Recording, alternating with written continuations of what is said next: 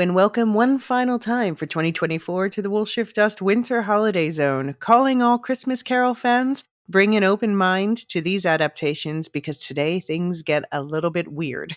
I'm Elysia and I'm here with Luke. And Luke, we've reached our final episode of Project 2024 Christmas Carol. How do you feel? So I joked to you on Blue Sky, Alicia, that this is our Everest and we're about to reach the summit. This is the final assault. And then I just have to do all the editing, but that's okay. Yeah, yes, but the key thing is, Alicia, I won't be doing that. You've reached the summit. I'm right behind you. My summit, yeah. Like, enjoy the view. I'll be there. But you were saying you watched all of these, including, we weren't sure if you're going to watch a new Diva's Christmas Carol, but you're like, in for penny. No, and for if you're gonna do a marathon, you gotta complete it. You gotta finish it. You were saying right before we started recording that this was a mixed bag, the films of this episode. Yes, like I feel this is a show where a movie version of the Simpsons scale, Juliet Simpsons scale, would be appropriate because it goes from the very, very good to the very, very bad. So we'll get to, I know which one you're going to put on the Simsnard end, which, in case anyone doesn't listen to our silo coverage, that's our portmanteau for the two biggest villains in the series. So I know which film you would put there. We'll get to that in a minute. But which would you put on the Juliet end of the scale, the good end? Ooh, I think Spirited. I enjoyed the heck out of Spirited. Much more. I mean, this is the thing. I think it's also an expectations thing because I went into Spirited not really expecting to like it. I'm not the world's biggest Will Ferrell fan. Mm-hmm. He said, I think a little Will Ferrell goes a long way. Mm-hmm. But I actually enjoyed this. All right. I also really enjoyed it. So just laying out what exactly we're going to be covering in this episode, and you can find the list of all these in the show notes as well. But we're discussing the last 7 films from this year, which is Scrooged from 1988, Flintstone's Christmas Carol from 1994, It's Christmas Carol from 2012, A Diva's Christmas Carol from 2000, A New Diva's Christmas Carol from 2022, Scrooge, A Christmas Carol from 2022 on Netflix, and Spirited, the 2022 musical on Apple TV+. So those are 7 we're covering today. You'll find links in the show notes where you can watch most of them, though you'll have to find a couple on this list yourself if you want to watch along, since I can't legally share those links. But if we found them, so can you. And of course, spoilers for all these films incoming, though in most cases you know the basic outline of the plot anyway because it's A Christmas Carol. Although in some cases you really don't know that much of the outline of the plot because they're only very loosely based on A Christmas Carol. Well, I think in some cases there's only the loose outline of a plot to begin with. Yeah. All right, well, we're going to go through the films in that order, and I've grouped them into little categories. We've got our meta films, we've got our gender swap Scrooge films, we've got our musicals here. Yeah, so we'll go through these films, give a little background, our hot takes, and anything else we feel like shouting out from each. And we will be calling out some moments from the book and how they were translated to the screen. So any Supercaster Patreon subscribers are encouraged to start with the episode where we break down the novella there. Let's start with the meta movies. So, okay, Luke, here's where we're about to disappoint a bunch of people. Yes. So the second most asked about movie that we got when we, said we were doing this project, the first most asked about movie is Muppet Christmas Carol. We covered that. You heard that 2 episodes ago. Second most asked about movie was Scrooged from 1998, starring Bill Murray. Let me just do a little background before I get into our feelings about it. So the director is Richard Donner, and he had a background in TV, which I guess explains the premise. And he's known for directing some really great movies like The Omen, the 76 version, the Superman from 79, The Goonies, Lethal Weapon. And the writers on this, though, were Mitch Glazer and Michael O'Donoghue. They were especially SNL writers, Saturday Night Live, and so that's how they knew Bill Murray. So Bill Murray kind of trusted them more than he trusted the director, is the vibe that I'm getting. Yeah, the internet research I did for this film suggested that Richard Donner and Bill Murray did not get on at No, all, no, and it put it this way, they never worked together subsequently. So I think right. that says something. Mm. Yeah, Mitch Glazer, one of the writers, he did write a Very Murray Christmas, which is a more recent Christmas special. I haven't watched it. Have you? no, No, I'm not sure that I'm especially keen on it. But yeah, the reason why Michael Donahue didn't write it with him is because he passed away in 1994, unfortunately. So Scrooge, of course, played by Bill Murray, but he's actually a character named Frank Cross. He's a TV exec in this version. And other noteworthy cast members include Bobcat Goldthwait. Of the distinctive voice, who has the strangest role in this. We'll get to it. Um, Carol Kane, who she was Christmas Past, right? yeah, I think so. Hi, editor Elysia here, popping in just to say we do know that she was the ghost of Christmas Present and the cab driver was the ghost of Christmas Past. We're going to say it wrong a couple more times before we correct ourselves, so just bear with us. You get what we're saying. The rest still stands. Okay, back to it. Alfred Woodard, who was maybe my favorite part, she just played a grounded character in the middle of all this. She's Yeah, the Cratchit character, basically. Karen Allen, who played his love interest, many cameos. many cameos. It was nominated for an Oscar for Best Makeup and lost to Beetlejuice. I do think that's where one place where it really excelled. Yeah, that's probably the only place it excelled. When you said Damn. nominated for an Oscar, my eyebrows shot to the top of my head. What could this possibly have been nominated for? Like But makeup. actually, Oh, makeup okay. makeup makes sense. Yeah, Yeah. And it was a moderate financial success. It earned about 100 million versus 30 million for the reported budget. 6 of that was for Murray. It got mixed reviews from the critics, with many of them calling it mean spirited, which doesn't surprise me. So yeah, Luke and I, we're gonna like make this a fun discussion, but I feel like we're going to shock some people with our opinion. We're actually starting this discussion at a low point for the two of us, but before people get upset with us, let's get into why we feel the way that we do. We're acknowledging that I think this is the first time you watched it as well, right? yeah. It's one of those films that is on TV every year. Mm-hmm. Particularly, like it's on the film channels every year, and it's always like one of those films you ought to watch. And I was really excited to watch it because it's kind of one of those things I've never got round to watching. Mm-hmm. Yeah, same. Um, yeah, so yeah, um, But I think, yeah, the fact that we just watched it for the first time in 2024 means we don't have the nostalgia associated with it that a lot yeah, of other that's people that's probably true. do. So we're That's coming true. from a different place. Yeah, Um, I was a little bit kinder about this one, so let's start with my review. I gave it 2 stars out of 5, and I said, honestly, I gave this half a star more than I would have myself because everyone else likes this film so much, and it was nice to finally see what all the buzz is about. But I probably would have enjoyed this more watching it as a kid. But as this was the first time I've seen it, I'm afraid it hasn't aged very well. It definitely has its moments. I barked out a laugh twice, but slapstick's never been my particular brand of humor personally. I'm like, oh, look, she's hitting him. Ha, ha. It's just, yeah, hmm it's just me. It's a me thing. And the story, to be honest, the story borders on incoherent at times, but there's reasons for that. We'll talk about that. Yeah. About the, Murray Donner headbutting. yeah. Um, Not to mention, I continued, how positively icky many of the lines are, featuring light racism, even more homophobia, and especially misogyny. Like, this is almost the least of it, but he makes out on TV with someone who, I don't know, was this his girlfriend? She was in the background touching him from time to time. And then we're supposed to root for him to get the other girl literally less than a minute later. I don't know. This film wasn't made for me, and it makes me understand why a lot of people don't enjoy watching Bill Murray. So sorry to the fans, but yeah, got to be honest with my opinion.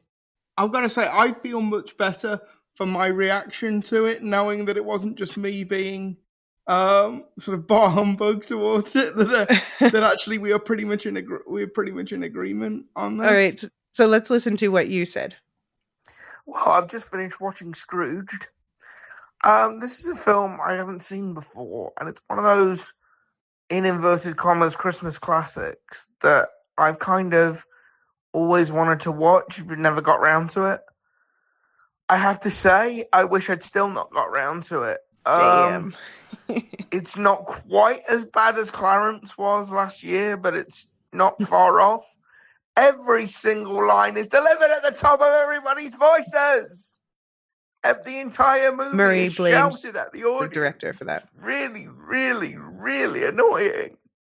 Obviously the plot is based on A Christmas Carol, but only very loosely. The character Bill Murray is playing, Francis Cross, is just really, really, really annoying. There are maybe 3 good jokes in the entire film. I really didn't like this. It was so overblown and so overdone, and the direction is really choppy and the editing is really choppy. It's a real headache of a movie. Like I say, it's not quite as bad as Clarence, but it's not a film I'm ever going to watch again. I don't know why people like this. I really did not like it at all. So tell us what you really think, Luke. Yeah.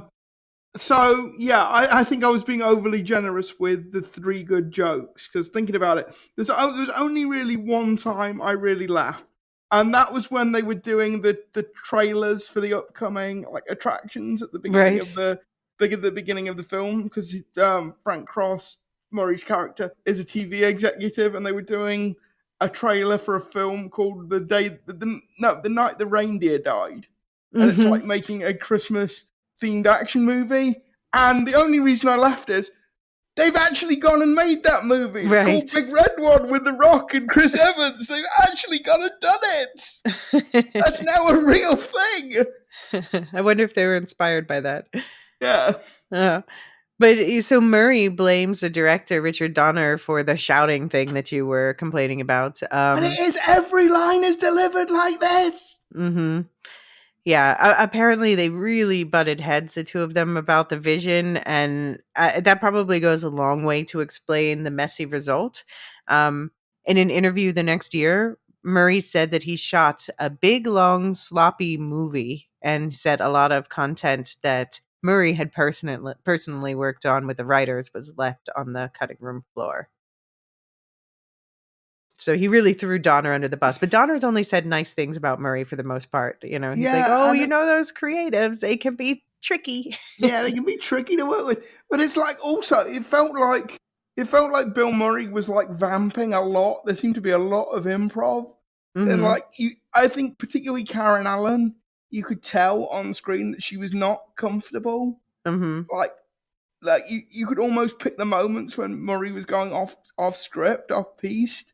I I was hope uncomfortable with all the I was uncomfortable for her just because it was such it was constantly about groping all the yeah. various women who were there randomly for what reason, and then Yeah, just yeah. and I mean, in this regard, it's actually worse than Clarence, because Clarence is a Mhm. bad movie, but it's not a mean-spirited one. Right. This one is it. This one is, Clarence is the good kind of bad. yeah. This is positively icky in Mhm. like Mhm. all the wrong sort of ways. And I thought, I'm glad you said it was incoherent, because I was kind of reluctant to say that, because I actually think I fell asleep Oh, okay. Well, that'll do it too. for about 10 minutes in the No, middle of this, and I thought, do I want to rewind and start again? And it's like, no, no. I really don't want to put myself through this. Mm. Also, like, I'm sure he's a nice guy.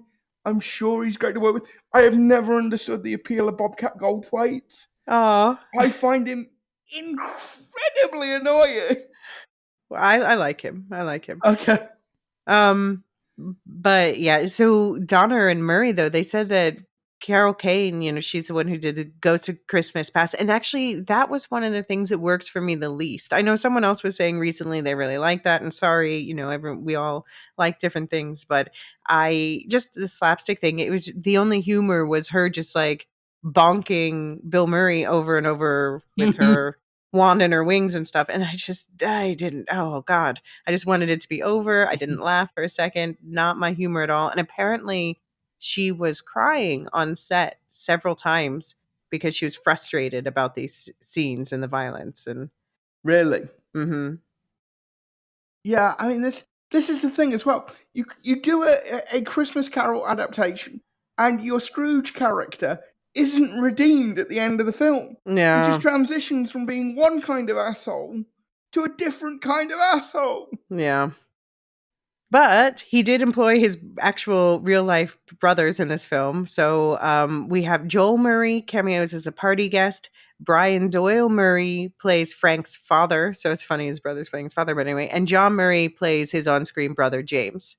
So I was like, I did think that looked a lot like him, and that explains it. That explains it.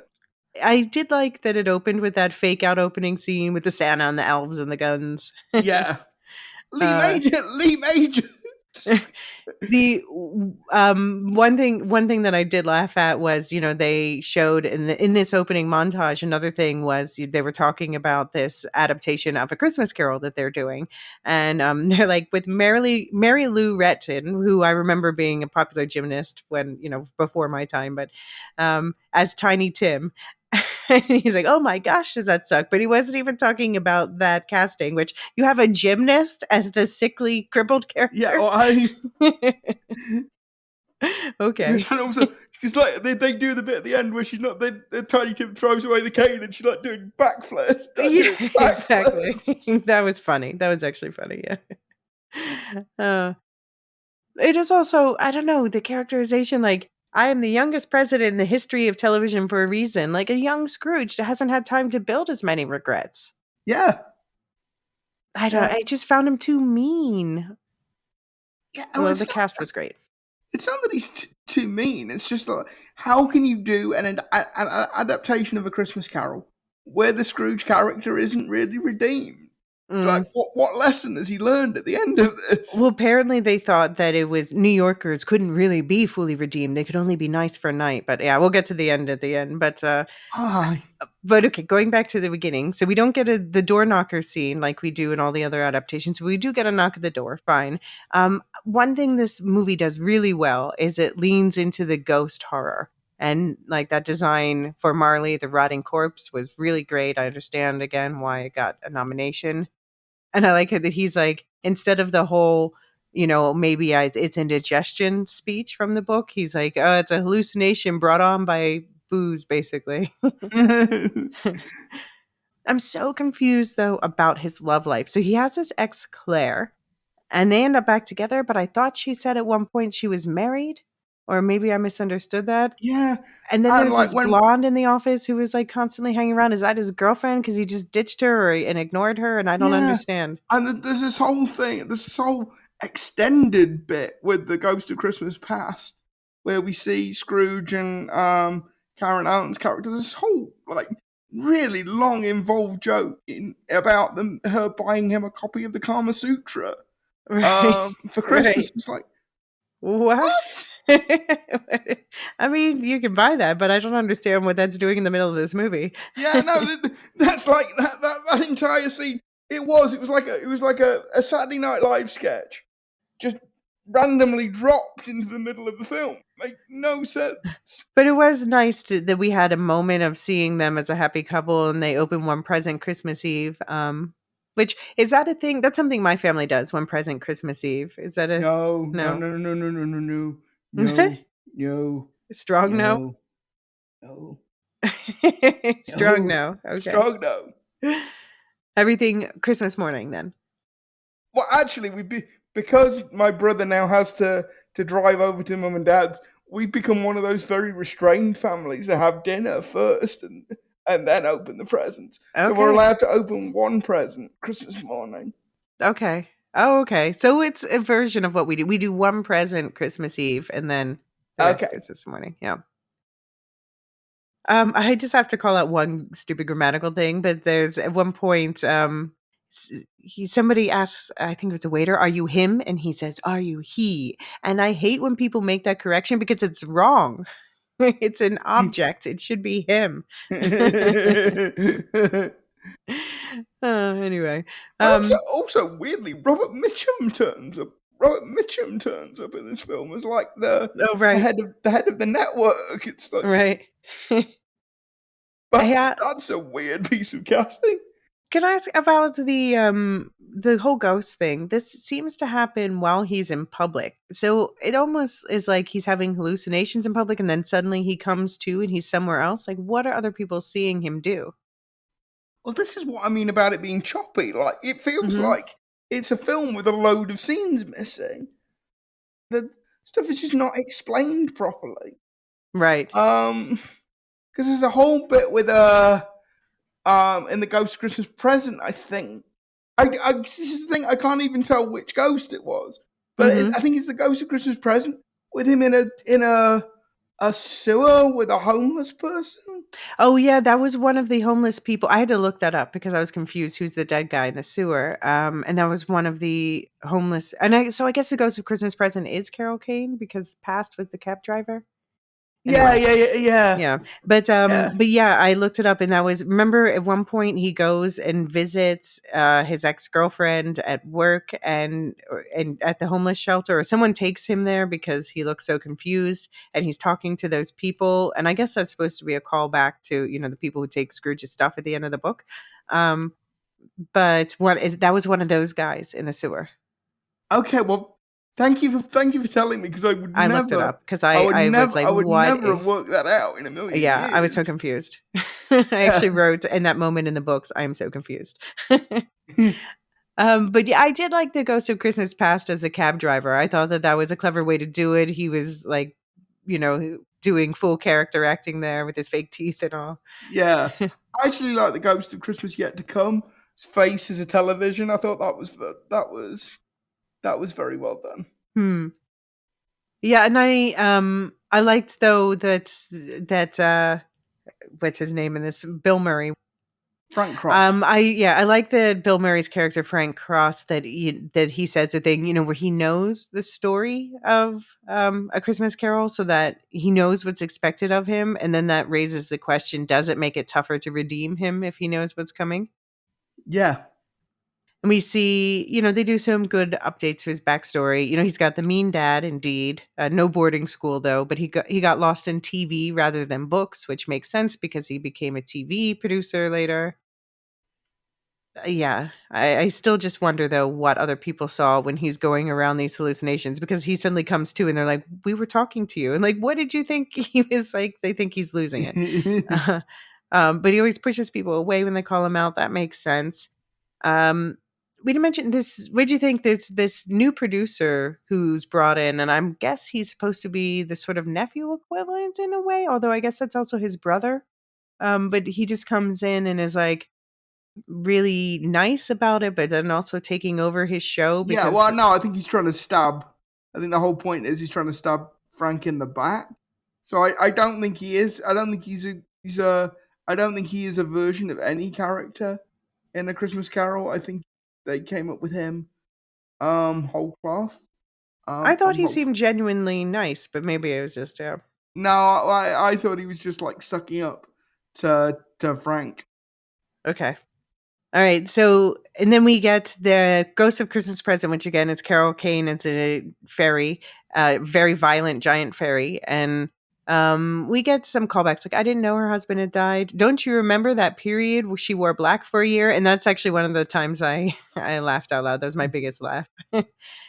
It was also more in line with the idea of Scrooge being callous rather than cruel because a lot of this leaned cruel, but that's just someone who's Yeah, and not paying attention.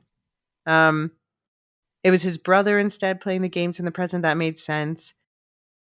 I cringed obviously about the animal cruelty jokes with the mouse with the antlers, but then I totally forgot that they set up this thing where they wanted TV for cats, but then that ended up paying off at the end, so that was a good laugh. yeah, yeah. The TV for cats was. The TV for cats did make me laugh. I think that was one of the other two bits that made me laugh. But yeah, just Hot tip for cat owners: superhero movies is TV for cats. They like when they fly around the screen. okay. But I was most confused about, I like Bobcat Goldthwait, but I was so confused about his character. So he's fired in the beginning, and then we just see him periodically. His life is just falling apart overnight. And then he shows up back at work with a gun and is shooting at him while at the same time that Frank is going through the whole ghost future thing. Um, yeah, very confusing. We do get the ghouls under the future robes instead of the children wanton ignorance. Yeah, that was very well done. But I really didn't like this movie. Oh, okay. And Alfie Woodard, like I've barely spoke about her because she wasn't really given that much to do, except that her son is the Tiny Tim character. Obviously, she's the Cratchit character. His name's Calvin, and he doesn't speak. The scene where they dress him up as a Christmas tree and he looks so miserable and everyone else is laughing. I'm like, this is such a mean movie. And then later, instead of him being dead, he gets a vision of him older and institutionalized.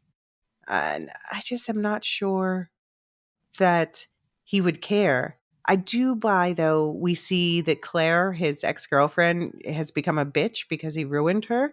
And I like the idea that that's more horrifying than losing her, is to like stop her from being a good person. Yeah. And we get the burning in the coffin. I always think of that as a shout out to the Albert Finney movie.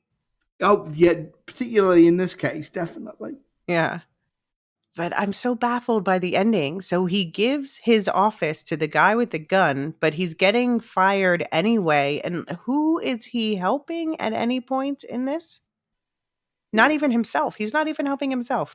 Well, Is that this is the thing. Like, he's not he's not a better person at the end of the film than he was at the beginning.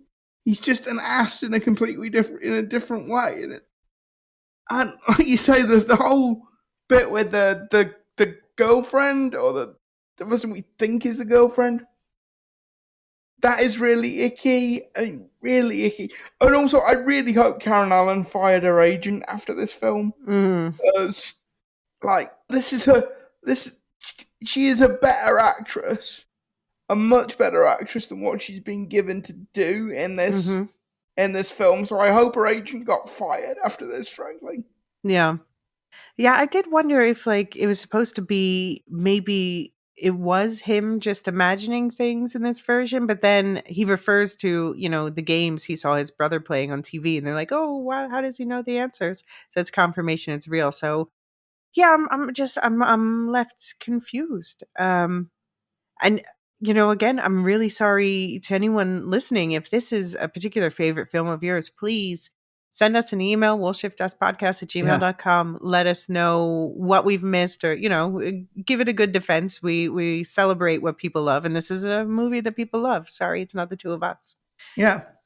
Any more thoughts before we move on? We're not saying you are bad people for liking the film. No. We are just saying we don't like the film very much. Yeah. No, a lot of people love it, so it's. But yeah, it's an us thing. whatever floats floats your boat. But yeah, like I say, this is definitely this year's version of Clarence. Although they are both bad movies, but they're bad in very different ways. I think this made me angrier because it's such a mean-spirited, nasty film. And also, frankly, I expect better from Richard Donner and Bill Murray. I don't know if I expect better from Bill Murray, but yeah. Oh, you're not a Bill Murray fan? Okay. I think he kind of gives, I don't know. He seems like you hear these stories about him being cool and showing up places, but then I also hear stories about him being like icky around women and stuff. And then I see this movie and I'm like, well, yeah, you can kind of believe it. Okay, I think we'll move on. All right, let's move on to a movie that you definitely like better and I like a whole lot better, and that's A Flintstone's Christmas Carol from 1994. This is the shortest movie on today's list. It's another meta movie because they are putting on a faithful adaptation as a play within the show, while Fred, who's playing Scrooge, his life mirrors the story because he's like gone full method to prepare for the role. It's directed by Joanna Romersa, who also, by the way, directed a whole bunch of episodes of Captain Planet. But anyway, Gotta take pollution down too. so you want to hear something disturbing? So I do this Christmas Advent calendar thing with the Academy of Death Racers, just a film group I'm part of, and one of the prompts is always watch a film, directed by a woman. And, I go through the prompts and we had all these films that we had to watch. So I was trying to slot in the films that I had to watch for this and for the Lorehounds Netflix stuff into as many different categories. And I was looking for a film directed by a woman. And this is the only one out of all of the films we watched and all of the films I watched for the Lorehounds Netflix Christmas. Only one directed by a woman. Wow. Yeah. Yeah. And that's why that prompt is there. That's disturbing. Yeah. It was written by Glenn Leopold, who's a Hanna-Barbera regular. This is a Hanna-Barbera thing, obviously, Flintstones. And Scrooge is Fred Flintstone, voiced by Henry Corden. I definitely love this one. This one is a special favorite of mine. Luke, you were more lukewarm on it. Ha, ha, ha. Let's hear what you had to say. So I've done it. I've watched all the adaptations of the Christmas Carol that we're going to record on. So this is me talking about the Flintstones. Bit of an odd adaptation, if I have to say. Although, for a children's cartoon, a remarkably faithful one. I don't really get why they have the sort of conceit that they're putting on community theatre. Why not just do a straight adaptation of A Christmas Carol? I'm not sure I see what having the community theatre bit adds to the story. But it's always nice to watch the Flintstones. I always love the machines and gadgets that are dinosaur powered. I particularly like the sewing machine and the wind machine that is a woolly mammoth. So yeah, I enjoyed it well enough. It's somewhere towards the middle of the adaptations we've looked at. It's okay. Not bad. I watched it actually 2 years in a row. I watched it last year and then I watched it again this year for this. So last year when I watched it, I gave it 3.5 stars and I said underrated Christmas Carol adaptation and a fun blast from the past. I love the play within a play structure that blurs the lines of reality, and I'd forgotten what a philandering nincompoop Fred is. Hashtag Wilma deserves better. I'm adding this to my private list of Christmas films to revisit in the coming years. And then I revisited it right away this year. And I gave it 4 stars this year. And I said, this one really does seem to take some nods from Scrooged as well. I watched this one right after Scrooged, by the way. Fred even tries to kiss someone else, but at least this is portrayed as bad behavior here. And somehow, despite being 40 minutes shorter, it really does manage to pack more into a more coherent story. The meta aspect is better blended, both giving us a surprising amount from the original text, with Stone Age puns, of course, and showing us how that is mirroring Fred's current reality, blurring the lines with magical realism. The additions, like the Bedrock Flu and Wilma carrying the whole show, add extra fun. In short, I already like this one, but watching it right after Scrooge makes me like it even more. Those poor animals, though. This is actually the 4th Flintstones Christmas special that was released. Were you a Flintstones fan growing up? I could take or leave the Flintstones. It wasn't like I would watch it if it was on TV, but it wasn't something I would go and like actively find. So kind of. I do think, if I'm honest, I'm probably suffering from a little bit of Christmas Carol fatigue. Fair. By the time I watched this, so I may not have given it a completely fair shot. Like I said in the voicemail, it was the last adaptation I watched. So I think I might have liked it better had I watched it sort of earlier on in the in the process. Because I think if I'm being completely honest, I'm suffering from Christmas Carol fatigue a little bit at this point. Mhm. That makes sense. Yeah, do you I mean, you were iffy on the whole meta play within the show aspect, but, I feel like it did that better than Scrooge because it actually shows us more of the play and how that mirrors Fred's real life. I think it did it better than The Man Who Invented Christmas too. What do you think about that?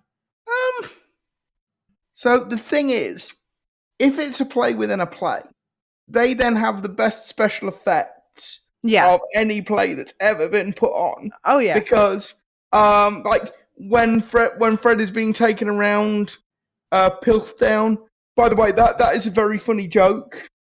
That they keep referring to Piltdown because Piltdown Man, Neanderthals. Uh-huh, gotcha.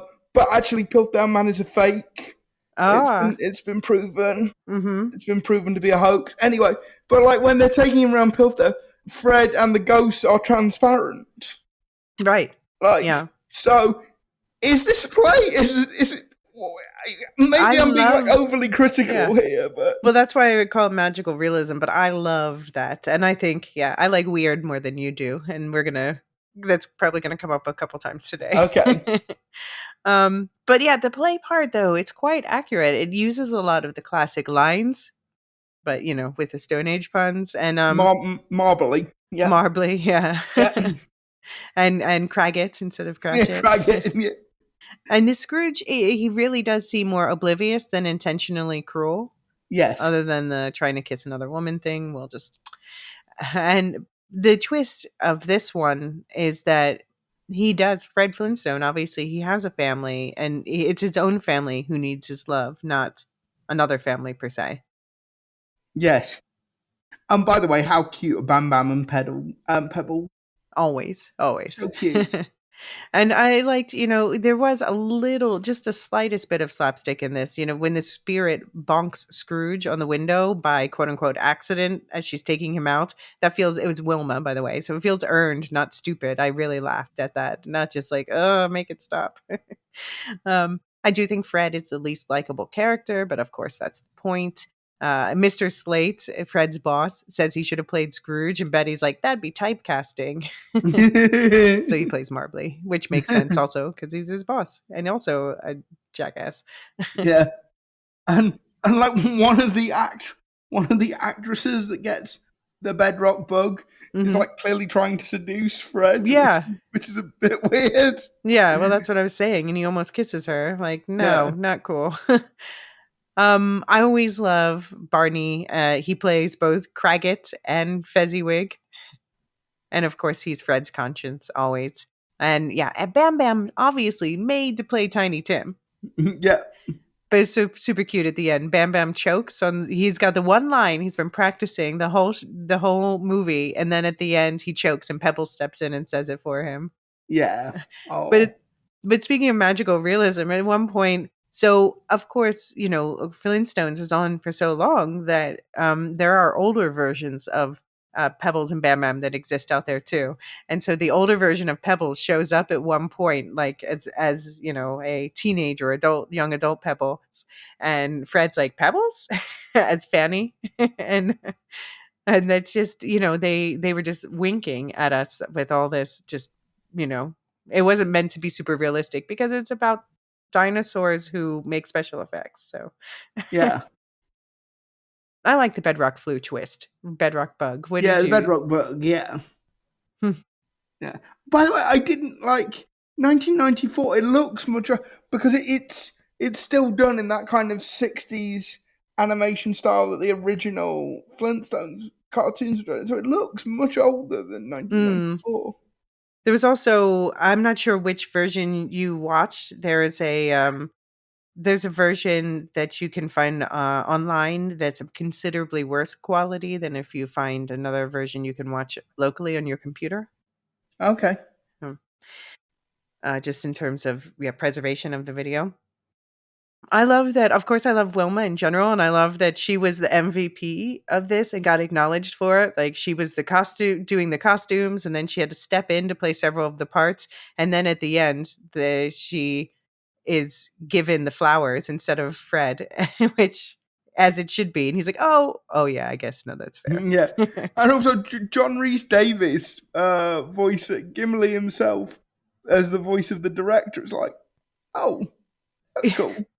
I love, when they're talking in the final scene within the play, Wilma, who at this point is playing Belle, is like, "Of course you're a changed man. It's in the script, Scrooge." And the director is off screen looking at his script. He's like, "None of this is in my script."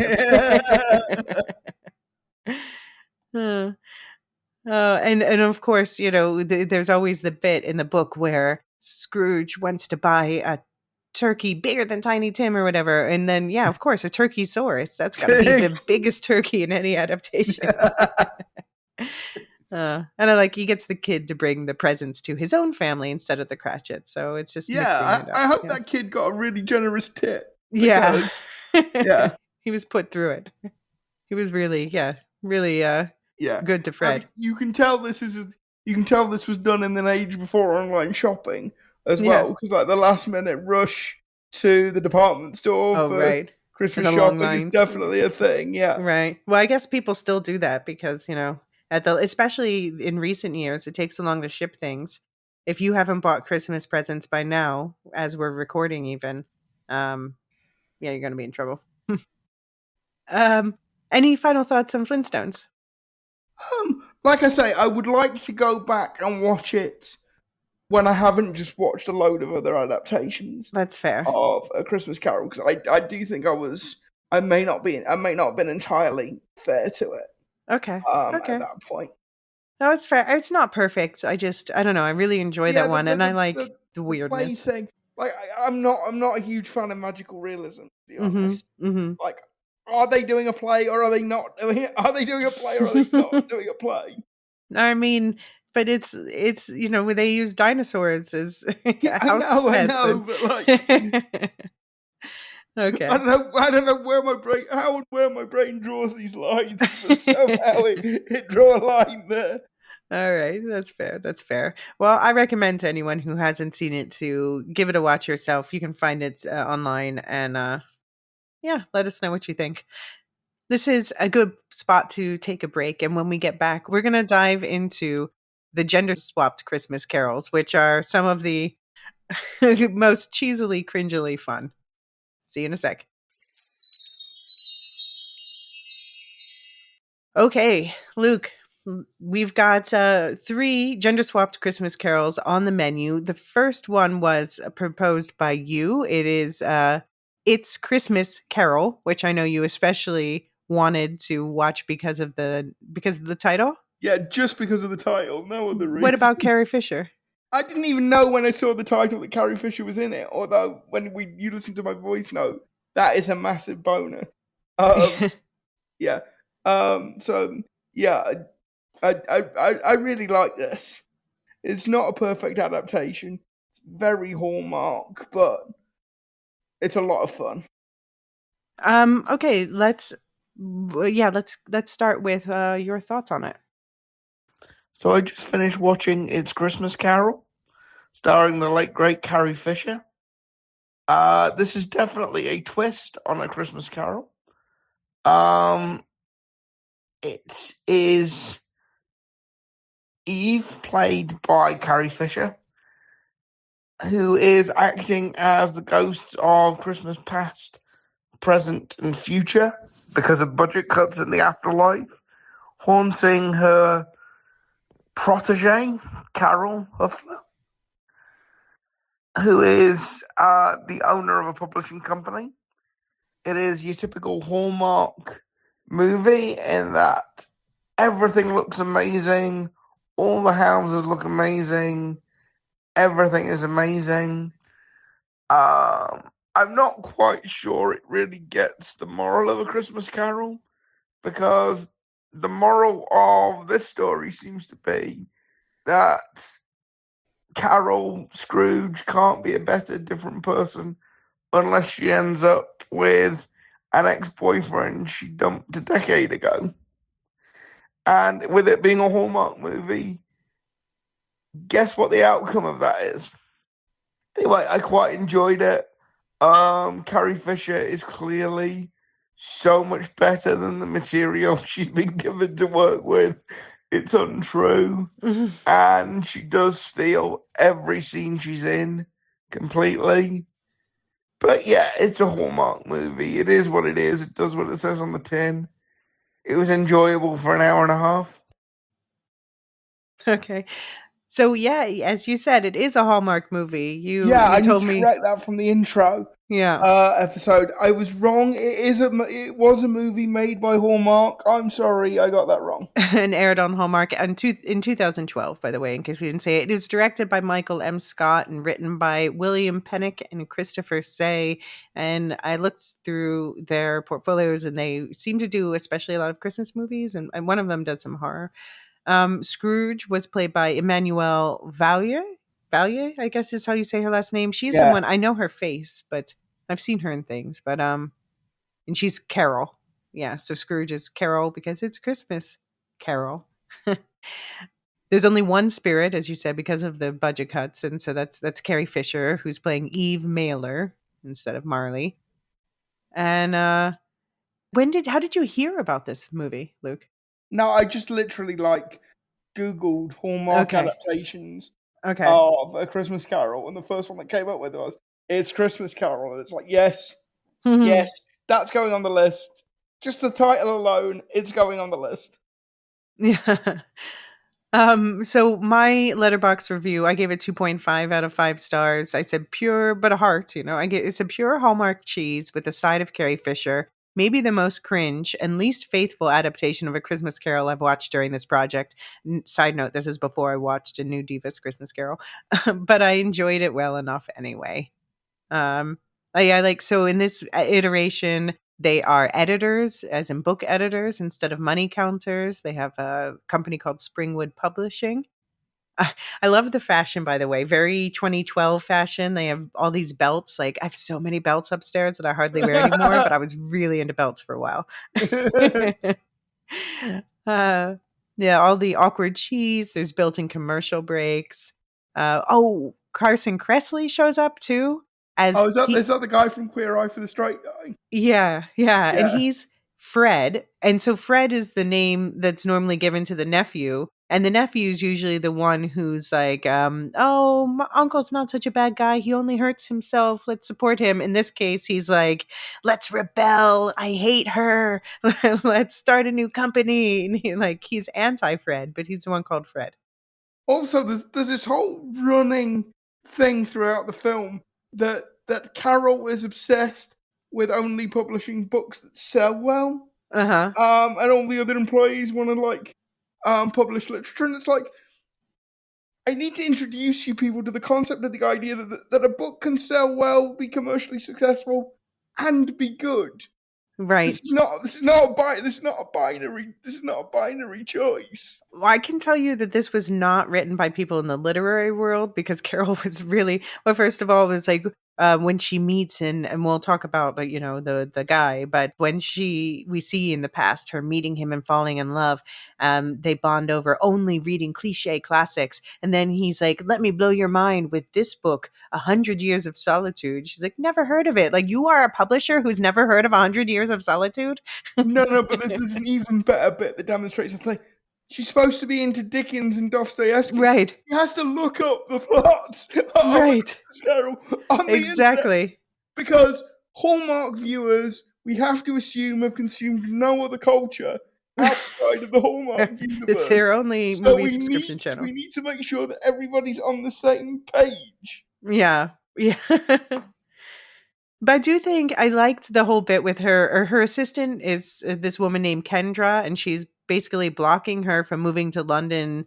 She wants to move to London to be with her boyfriend Zach, and she thinks she's helping her by blocking her from following a guy or whatever, but she's also just being selfish. And that seemed like a proper Scrooge characterization. Um, She's also her mom is still alive, and she is being taken care of by a woman named Gloria. So this is this whole new factor in there. But I did notice when Gloria and her mother were together, her mom says she watches the 1951 Scrooge movie every year, the one that's my new favy. Yes. And then, of course, the other main character in this is Ben Woodley, who is an author. And at one point, she said she's the only person she ever loved. And it's like, okay, well, what about mom? But fine. They did break up because she wanted to pursue money. So that's faithful. Eve Mailer as a ghost just looks normal. She just puts on a cloak for the futures. So I'm glad that they Yes. call out the budget in the beginning. Yeah. Yeah. Yeah, so what's her face? Carol is convinced this is all a dream, and which makes sense. But Eve's telling her, yeah, they are the board of correctors, the spiritual entities who oversee the balance of things. People like me have been coming down here to help people like you for generations. And then she says about Charles Dickens, Chuck was an incredibly sweet guy, but he had a tendency to embellish. 3 ghosts instead of 1, turkey instead of a slab of mutton. uh, Yeah, I do like. We'll come back to this in Spirited, but I do like, and I like this with It's a Wonderful Life last year. The whole idea of the afterlife having like bureaucratic structure yeah, yeah, is exactly. very funny to me. Yeah. And Beetlejuice is like that too, yeah. Yeah, Carol says she always thought Scrooge was the victim, which is like, okay, sure. But she still had to look up the plot. yeah, We do get a Star Wars reference. When Carol can't remember Christmas Carol, she makes Carrie Fisher makes a Star Wars reference. So wink wink. yeah. Wink, wink, nudge, nudge. I noticed that it's also like Scrooge in the sense that like her hallucinations or whatever start at a party, so people just think she's losing it. Yeah, yeah. I do like it's very well done when she goes back into the past. And Mm-hmm. they've got like the movie theater with Back to the Future Right. 2 and the newspaper with, Reagan names first female Supreme Court Justice Sandra Day O'Connor. For me, it's the break dancers. Like, how do you know it's 80s? Like, look, there's break There's dancers and they're breakdancers. dressed like MC Hammer. There's leg warmers. Look, that's how you know it's 1985. Um, but okay, one weird thing is so if Eve was her old boss and she's supposed to be playing the Marley role, it seems like Eve was a good person while she was alive. Yeah, And this movie defines good person by saying you should read more good novels instead of just caring about yeah. making money.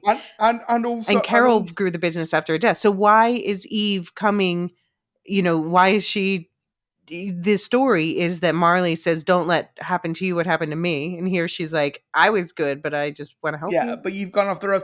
Also, it seems to define good person as must be romantically involved with brackets ideal partner as well. So Well, like I that's said in the voice, Hallmark.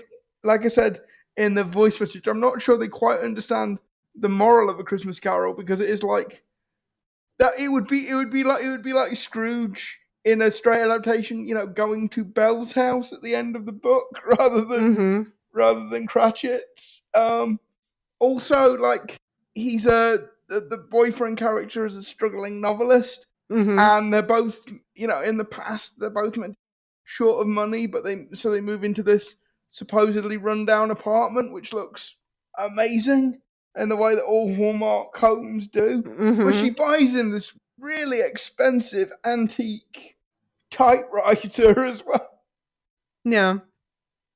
I have to say at the end, I paused and read the first page of Ben's book that was supposed to be so brilliant it was going to change everybody's life. And I'm sorry, that's not going to be a bestseller. Yeah, I know I wasn't supposed to pull it. Like I pause and I read things in silo, and they actually deepen my appreciation. In this case, I'm like, oh, Hallmark. uh, but we didn't mention also that she had Tanya was one of her assistants. She fired, and she had kids, and uh, oh, and about her, one thing I did like, okay, a positive thing is that she says about, I don't like that she says this obviously, but I think it's very characteristic of Scrooge. She says, I love my mom. I pay for everything. Time is expensive. And I can see her really believing that. Like that's her love language is paying for yeah, things. yeah. But she must really have been a crappy ex if she didn't know who her ex's sister was. When I found the grave at the end anticlimactic too. Yeah, I got to say, the grave at the end it's a bit anticlimactic, but I thought the assistant, Hmm. she did because actually the thing is the thing is, actually, Carol kind of doubles as both Scrooge and Marley in Hmm. this sort of telling, because it's the assistant that she succeeds in making the assistant into this Right. hard, self-contained, uber successful publishing person. So it's this weird. Carol is this weird combination of both Scrooge and Marley. Mm-hmm. And I thought the actor playing the assistant actually really nailed that, because there's this whole thing of, I didn't bring flowers. I know you would have thought it wasteful or something like Mm-hmm. that. Yeah. I don't know. I thought that was actually quite effective. No, I quite like Kendra, and I'm glad that she eventually at the end, actually, she doesn't get transferred to London like she asked. Instead, she gets a 1-year sabbatical to do writing, which I'm like, she can give her the job and then she I can mean, also do writing. Like, I don't know what but this is this magical Hallmark reality where if you just write a book, you'll immediately earn a bunch of money with it. can I just say, as somebody who has written Uh-huh. now 2 books, Uh-huh. this is not true. I have books out there that you can't even buy anymore. So Yeah, so actually, we're both just bitter authors. we're just jealous that this is the thing. If I could write that book that Hallmark, call me. I'll make you good movies. um But yeah, so the Tanya who she fired, she brings her presents. That's the sort of bringing things at the end to Cratchit's, which is not in the book, but it's often in the adaptations. I like that Tanya and her daughter though keep shutting the door in her face. I'm like, that's fair. This is fair. Yeah, that's fair. Even the child is like, no. She's still reluctant to give the whole office benefits at the end, but eventually relents. But I have questions about, they actually really planned the revolt, like Carson Kressler and the other assistants and whatever, the other staff. They'd already called all their clients and said, "Do you want to leave with me?" So now they have to call them all Now they have to back. call them all back. Yeah, And then, the coup is off. We got benefits. and also like, Carol makes the entire staff of the publishing company come in on Christmas Day. Yeah. Why? Like, there'll be nothing for them to do. And also at the I end, mean, it's not go home and everybody spend time with your families. No, it's come into the office and we'll have a massive Christmas dinner together. It's like, if yeah. I'm an employee of that company, screw that. I'm going home and having Christmas dinner with my family. Thank you very much. To be honest, there's a few where this comes up. Even also the next one.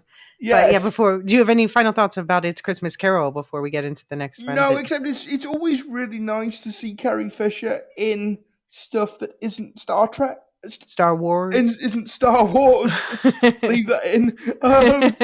Yeah, it's stuff that isn't Star Wars. And like, she just brings an element of class gravitas. I don't know what you want to call it, but she just raises the level of the whole film.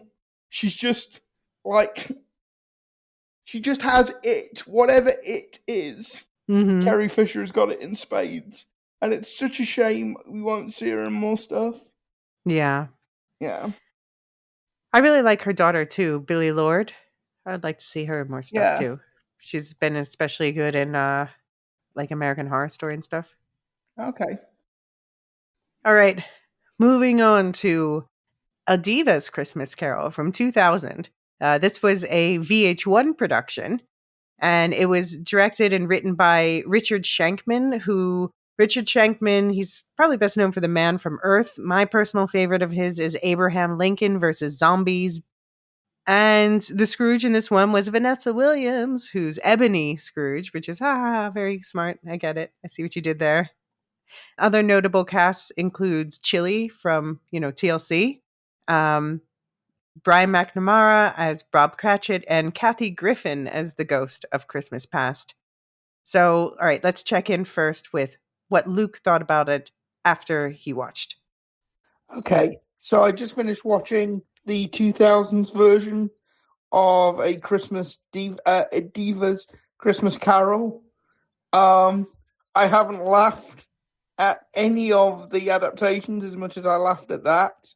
The truly inspired choice to make the whole of a Christmas Yet to Come, a Christmas Yet to Come's bit, a behind the music special. Speaking as somebody who used to watch behind the music a lot, I laughed so hard at that I had to pause the movie. It's really funny. It definitely falls into the so bad it's good category. Also, Cratchit and Scrooge are sleeping together, or did sleep together. That's a weird bit of adaptation. Didn't see that twist coming. Vanessa Williams is great as Ebony Scrooge, although I have to say she is better as the nasty, twisted, bitter Scrooge than she is as the redeemed version of Scrooge. I just laughed so hard at this. There are so many good jokes. There's a particularly good joke at the beginning where they are clearly taking the mick and they are clearly pastiching Mariah Carey's All I Want for Christmas. And it's really, really, really well done. I enjoyed the heck out of this. I'm not saying it's a good movie, but it's certainly an entertaining movie. So, yeah, my review echoed yours. I gave it 3 stars in Letterboxd. I said 24 years later, of course it feels dated, but that's part of the charm. Even the VFX have aged better than expected, given this is a VH1 film. They were used judiciously. Yes, it's hammy with wooden acting from many of the non-Vanessa Williams actors, but it shows surprising respect for the source material, which the writers have clearly actually read. All in all, a likable take I can see myself revisiting again. I just don't get why it's so hard to find, and why don't we get to enjoy Vanessa Williams in more films in general? So yes, I came out of this with a renewed love of Vanessa Williams, especially. Yeah, like I say, I'm not saying this is has any relation to what Vanessa Williams is like as a person. I've never met Vanessa Williams. I don't know what she's like. But she is very good at playing these kind of bitchy, mean characters. She was kind of played the same character in Ugly Betty. So she has because she's so pretty, you know. She looks like she has a sort of range as an actor, and if you get her inside that range, she can be very, very good. But yeah, it's quite narrow. And like I say, she's better as the bitchy diva Scrooge than the redeemed Scrooge at the end. Like I said in the voicemail, I used to love Behind the Music. Like I watched a lot of Behind the Music, and that whole section of Christmas Yet to Come as a Behind the Music episode.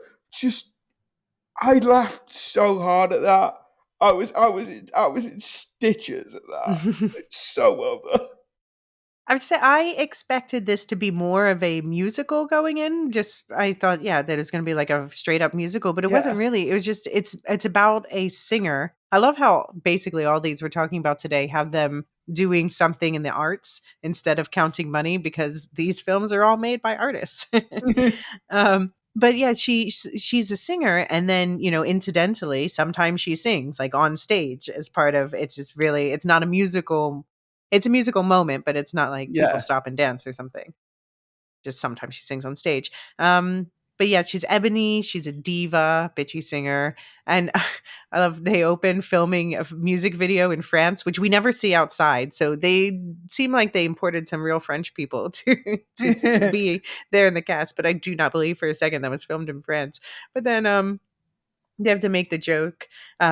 She demands French toast, and they're like, "Qu'est-ce que c'est French toast?" Which, of course, that's obviously not what they call it. It's called pain perdu in French, lost bread. Yeah, basically. Yeah, but no, I just like if you ever watch the video for All I Want for Christmas, they are clearly taking the mick out of that in a huge way with a coughing in the fake snow. And yeah, that made me laugh. Yeah, because and also that they come back to Mariah Carey later on in the VH1 special. She stole Mariah Carey's dress. She had to go on stage in her underwear. not that you could tell the difference. Yeah, one thing I like about this twist too is that they talk about how Christmas is actually a really commercial holiday. So, it's not Scrooge, I'm going to ignore Christmas. It's Scrooge, I'm going to use Christmas to milk some money because it's a really lucrative time Yeah. of year. So that's why she forces people to work on Christmas. Um, but is she the first Scrooge we've seen who's actually being embezzled from? Yes, I mean this is the thing. Like, obviously it's mean to make people work Christmas, and you shouldn't do it. But in some Hmm. ways, this version of Scrooge is sympathetic because this version of Scrooge is having financial problems. Right. Yeah. Like, yeah, And she um, apparently doesn't look twice at her own accounting because she's like, the accountant says that all this money we make yeah, disappears. and it turns out her accountant is stealing from her. Yeah, it's disappearing Um, into his pocket. Um, but I do like the fact that like she stays in all the luxury hotels. And by Hmm. the way, I would not want to stay in that hotel. I'd be terrified of breaking something. Like the room is filled with antiques and Oh. stuff, and it's like, or antiques in inverted commas. It's like Mm, I'd be afraid of breaking something. Um, yeah, I mean the big change is that Scrooge and Cratchit have a romantic history, which right. yeah, no, I don't. Right. So Bob is also Belle, and he's also married. But then there's some point where he's like rubbing her shoulders. I'm like, wait a minute, is he still Wait, trying wait, to wait. get with her? Because he is like, he's also calling on the phone with his wife, Kelly. And I feel Yeah, like Kelly doesn't deserve this. And they do have a sixth son named Tim. and yeah, and like marital problems. And this is the thing that this film has a real like tonal problem because it shifts really drastically at points from being this quite light-hearted knockabout VH1 film to all of a sudden going really dark. So Cratchit and his wife are having marital problems. In the Ghost of Christmas Past, Ebony and her sister are placed in foster care Hmm. because their dad is an alcoholic. And Right. like I get that that's an updating of the Ghost of Christmas Past, but it is way darker in tone than the rest of the film. It's like what, that came out of left field. That feels like he should be in a different. That feels like he should be in Well, a maybe different I like movie. that about it, that it feels more grounded. Like you can be silly and also serious at the same time. And those are my favorite types of films. Yeah, yeah. But also, um, there is a scene obviously when she's in the hotel where she's mixing I think sleeping pills and alcohol, Hmm. which is not a good No. idea by the way. Mm-mm. Nope. Um, and yeah, so there's a whole riff throughout the film that she's hallucinating, and she may actually well be Yeah. hallucinating because Yeah. yeah, Well, so one twist we have to talk about is that she had two best friends growing up. Um, she had she had Marley, Marli, and this ends up being the one who plays the Marley ghost role later on when she died in a car accident 10 years ago, not 7. And then the other friend was Terry, who Terry's kind of like we have a Tim who's sick, but also Terry is sick. So Terry's also Tiny Tim. But she was crushed by Ebony's lawyers when she tried to do a solo career, apparently. And yeah. And she has a niece, Olivia. That makes sense. And her big brother Tony died. So okay, it is actually it's it's quite faithful, but also like doing some twists that we don't see in any other adaptations. yeah. And by the way, Chili from TLC is Right. That's playing who. Marley, Mm-hmm. and so she walks in this kind of sort of slightly faux bondage outfit. And there's this great line.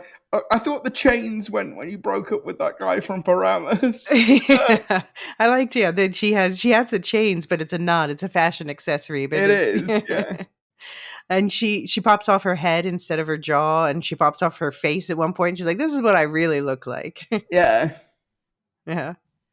But we do get, so we have Ebony celebrating Christmas in New York in her fancy hotel room while the rest of her crew is staying in some crap hotel. And she says, Yeah, she does say the thing like the homeless might be better off if they died versus living in the rat hole shelters if the shelters are so awful. Like, damn, that's very Scrooge. We see the face in the hotel historical portrait instead of the door knocker. And we see she does have a lonely dinner, but it's a lonely and very picky room service dinner. Like, if she's treating people like that, how much spit do you think she consumes on a Lots, monthly basis? lots, and lots of spit. She was so obnoxious. Oh, what did you think of Kathy Griffin as the ghost of Christmas Past? I didn't like. It wasn't like Mm. Kathy Griffin isn't really not somebody I'm familiar with. Oh no, okay. To be honest. So yeah, I thought that bit was fine. I enjoyed the whole movie, and like I say, it was the Ghost of Christmas Yet to Come Yeah. that Okay, we'll get there. absolutely cracked me up. So Kathy Griffin is someone who I grew up watching, and I always quite liked her. But in this, I don't know. It didn't really work for me so much. I didn't. There was one line that really made me laugh, which was when she was like, Ebony says, "Stop haunting me," and the ghost says, "Stop being so hauntable." Yeah. But yeah, it is noticeable. Ebony had a good childhood with two best friends, although she stayed behind at school to practice singing. It was her choice to stay behind. It wasn't really that she was left behind, but she did have that especially mean dad. What did you think of the Ghost of Christmas Present was a British rock star complete with groupies? Yeah, I could do without the Ghost of Christmas Present, to be honest. Yeah, I mean, I like the idea more than I liked the Yeah, execution of it, yeah, but it yeah. I made think that's sense. It's right. a different sort of indulgence, decadence, I think that's right. hedonism. Yeah, Yeah. and it's Yeah, just not very Christmassy, is it? yeah. Yeah, well, that's not the problem. It's just I think it felt a little icky to me. Yeah, and also like I think you said in your review a bit of wooden acting, and I think Hmm. the Ghost of Christmas Present definitely falls into that category. For sure, for sure. Yeah, But yeah, but this is where she sees like the hotel where the crew's staying. She didn't realize it was a dump. She didn't care, of course. Um, And there's a new girl also who's joined the crew she gives the Tiny Tim line about God bless us, everyone.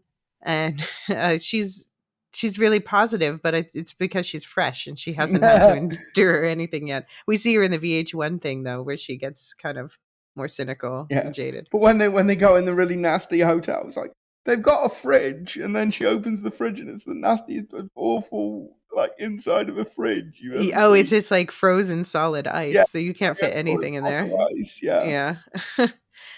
And there's the bit in the books where the people are stealing Scrooge's stuff at the end. Well, now we have her accountant is stealing her stuff while she's still alive. yes, They do go to a soup kitchen, which is it's rare that the Christmas present part of these adaptations visits the poor, which is like that's one of the parts of the book is they go around to a lot of the random poor people for, as you yeah, pointed out, what, like a fortnight or no, like 12 days. yeah, Um And then, yeah, her niece's party with the charades, very classic stuff. And the present's parting words is two killers, ignorance and greed. Keep your eye out for them, and runs away. So that's also not right from the book, but like an update of the book. yeah, yeah. I love the behind the music that they interviewed her, but they wouldn't air the footage until she died. Like, ouch. It is different in the sense she knows it's her own death right away. Usually Scrooge doesn't is like in denial it's about his death, but Yeah, she's trapped in her room. There's no visible ghost. It's just the TV, as you say, and her diary was sold. That is the worst. That is way worse than having your bed curtain stolen. But then, yeah, there's a light from the bed that you see that decaying body. Like, whoa! I didn't expect them to go full body horror there. And then she's sucked into the TV. yeah. Like this is the thing. It like I said before, it's this really light, fluffy movie with a lot of sort of a lot of sort of good sort of knockabout sort of verbal jokes, and it all feels quite sort of light and insignificant. And then all of a sudden, every so often, it will take these really violent swerves into, wow, that's much darker than I was expecting. I think that's So why I liked it. it does keep you on your toes. Yeah. Yeah. So, okay, so the happy ending that we get is she calls out to boy, and it's a carriage driver, and he's like, "Who you calling Oh, boy?" you call him? Sorry, I haven't got my glasses. But she calls Kelly, Bob's wife, to do some things for her, and asks Bob not to get on the plane. Which why would he not? Says Merry Christmas, and he's like thinks it's sarcastic. And Bob's plane is luckily delayed because he was not going to listen to her. And meanwhile, while she's like, we have to make sure he doesn't go on the plane, but I'll just tell him not to, and then I'm going to go to my AM America appearance. And she's sending CDs to children's hospitals, wants to do more, desperately seeking ideas. That was nice. She's like, no, really, no, genuinely, I want ideas. And they're like, okay. Also, love AM America because we can't do we can't do Good Morning America. Right. Close enough. She ends up buying scalped tickets to her own concert so that her crew can have their family come. And she calls in a fired chef. So she had fired this chef. And she calls him and she's like, I want to rehire you tonight and make a turkey dinner for 100. Like, way to ruin this guy's Christmas. He's probably had a nice Christmas. Like, if you want to be nice, say, come back next week. Yeah, exactly. And she goes to see her niece, can't stay, but maybe for one game of charades. But then, yeah, Christmas dinner while the concert is beginning and the backup singers are eating. Yeah, Why? like they're gonna go on stage and puke. Yeah, can this not wait until after the show? Well, it's really bad for the vocal cords. Yeah. Yeah. No, but that stage was just going to be a slick of vomit. At least Ernie's arrested. Ernie being the accountant, yeah. Yeah. And she says at the end, sometimes all it takes is a night of no sleep. Yeah, a night. I think it's a night of like bad, poor sleep, bad sleep, something like No, that. yeah, she says something like, sometimes all it takes is a night of no sleep to make your head straight. Everything seems clearer in the morning. And I say, kids, do not follow this advice. This is so untrue. Sleep will always make it seem better in the morning. Oh, but we get Marley, the ghost, at the concert, and she invites the live Terry, who looks like she's doing a little better, to sing with her. Tim's already better a year later, and everyone's together, but no new love for Ebony. Clearly not. I kind of admire that about it, but I'm also like, oh, Vanessa Williams deserves love. I'm sure she's fine in real life. Yeah, I'm sure Vanessa Williams is doing fine. Any other thoughts on this one? Just I enjoyed the heck. It's not the best movie we looked at by any manner of means, but I enjoyed the heck out of it.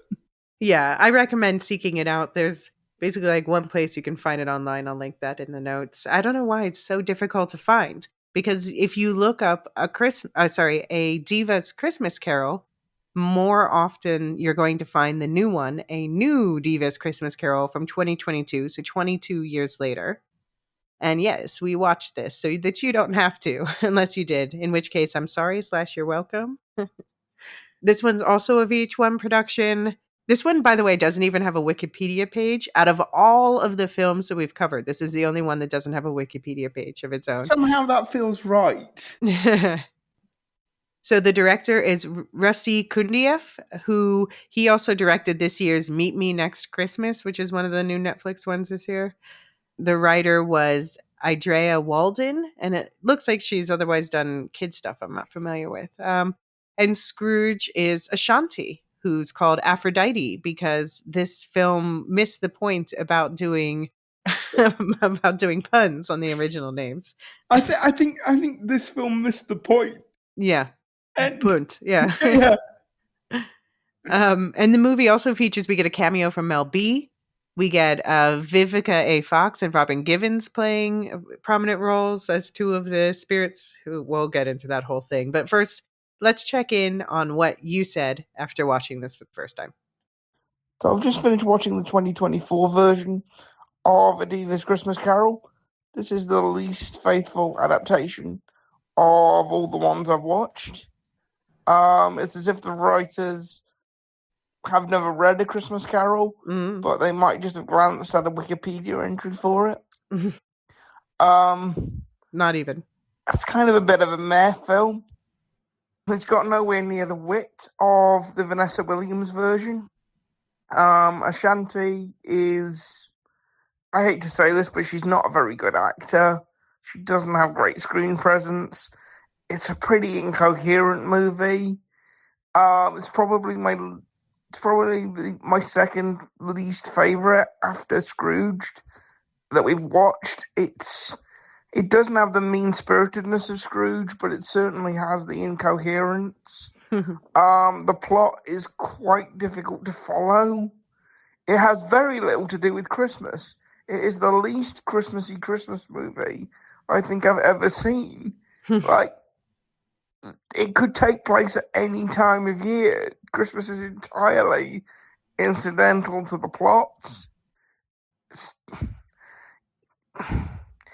Yeah, I mean, this is being produced by Idris Elba, and I just hope Idris produces better material in future, because this was rubbish. It does have a nice cameo from Mel B. It's always nice to see a Spice Girl doing well. But yeah, other than that, I didn't enjoy this at all. So in Idris Elba's defense, he was an exec producer, but the exec producer in charge of production was Megan Fillmore. I looked that up, but I can see why they use Idris Elba's name.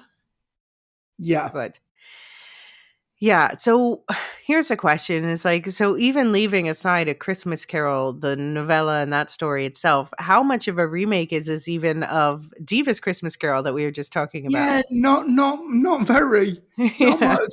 And I mean, I think I was being a little bit harsh in that voice message, because it's certainly like I said, it's not got the Mean-spirited, meanness yeah. of Scrooged.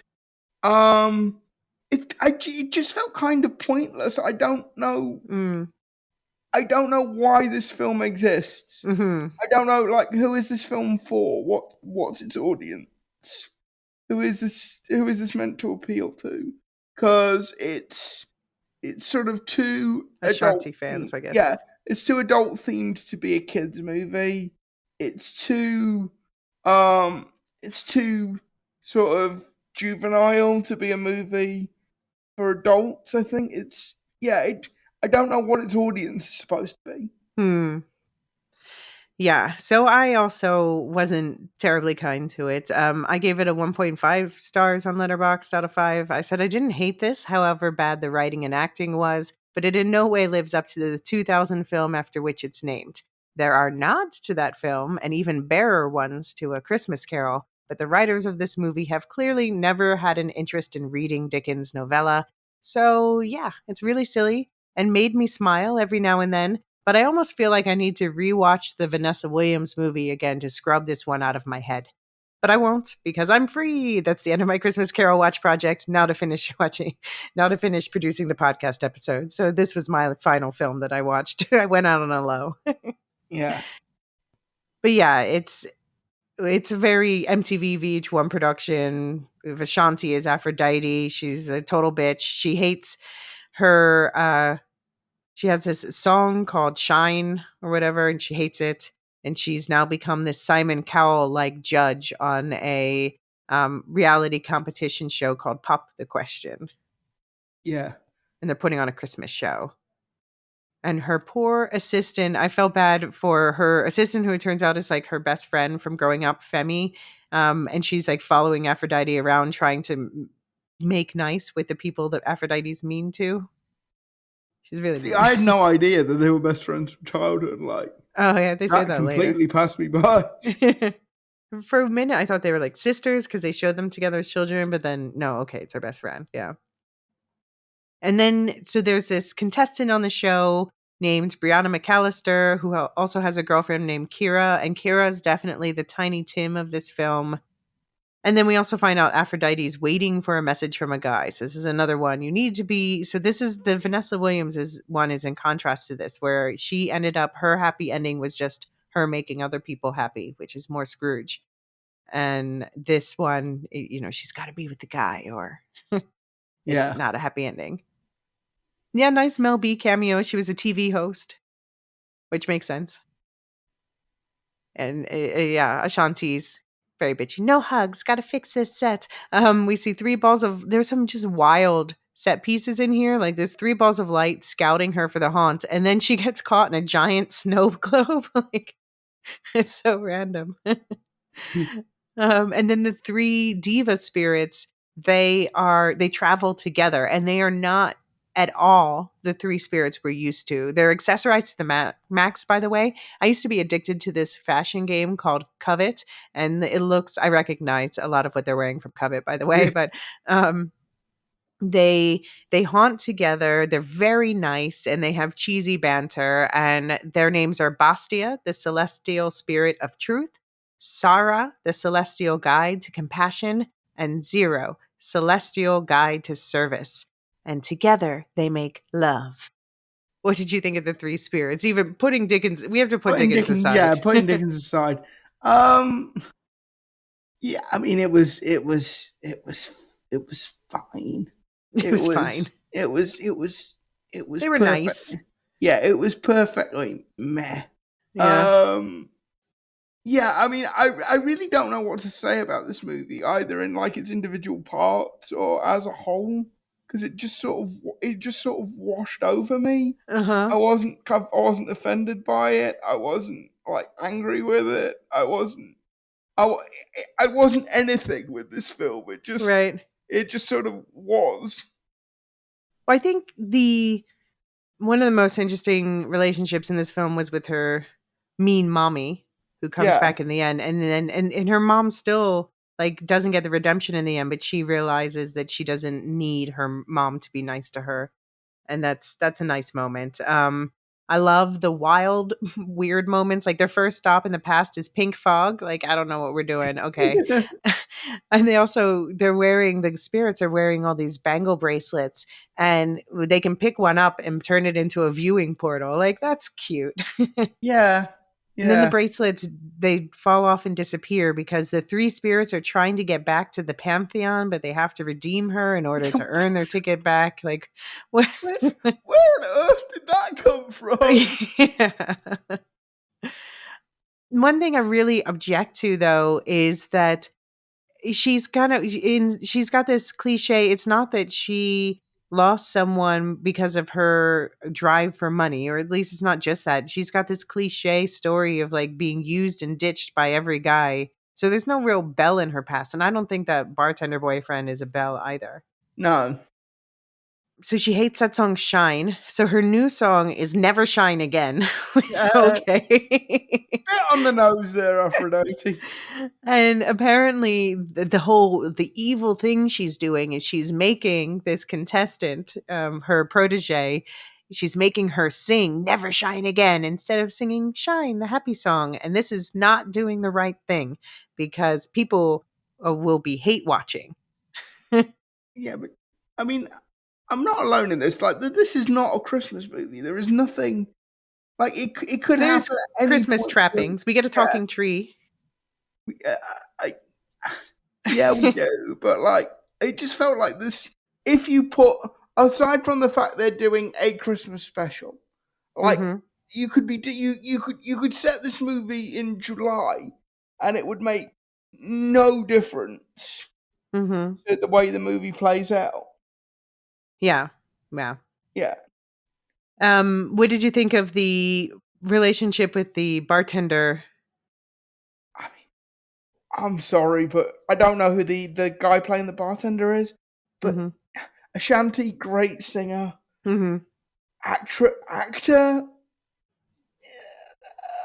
We're gonna give it to her, but I mean, this is the thing. I think she's. Cause I watched the 2 versions of A Christmas Diva back to back, Mm-hmm. and like, Me too, by the way. yeah, Vanessa Williams may not have great range as an actor, but she is an I think actor. she's good. Yeah. Yeah, she can act. Whereas Ashanti, like I say, great singer. Sure, she's a lovely person, but like, by heck, that was a wooden performance. Hmm.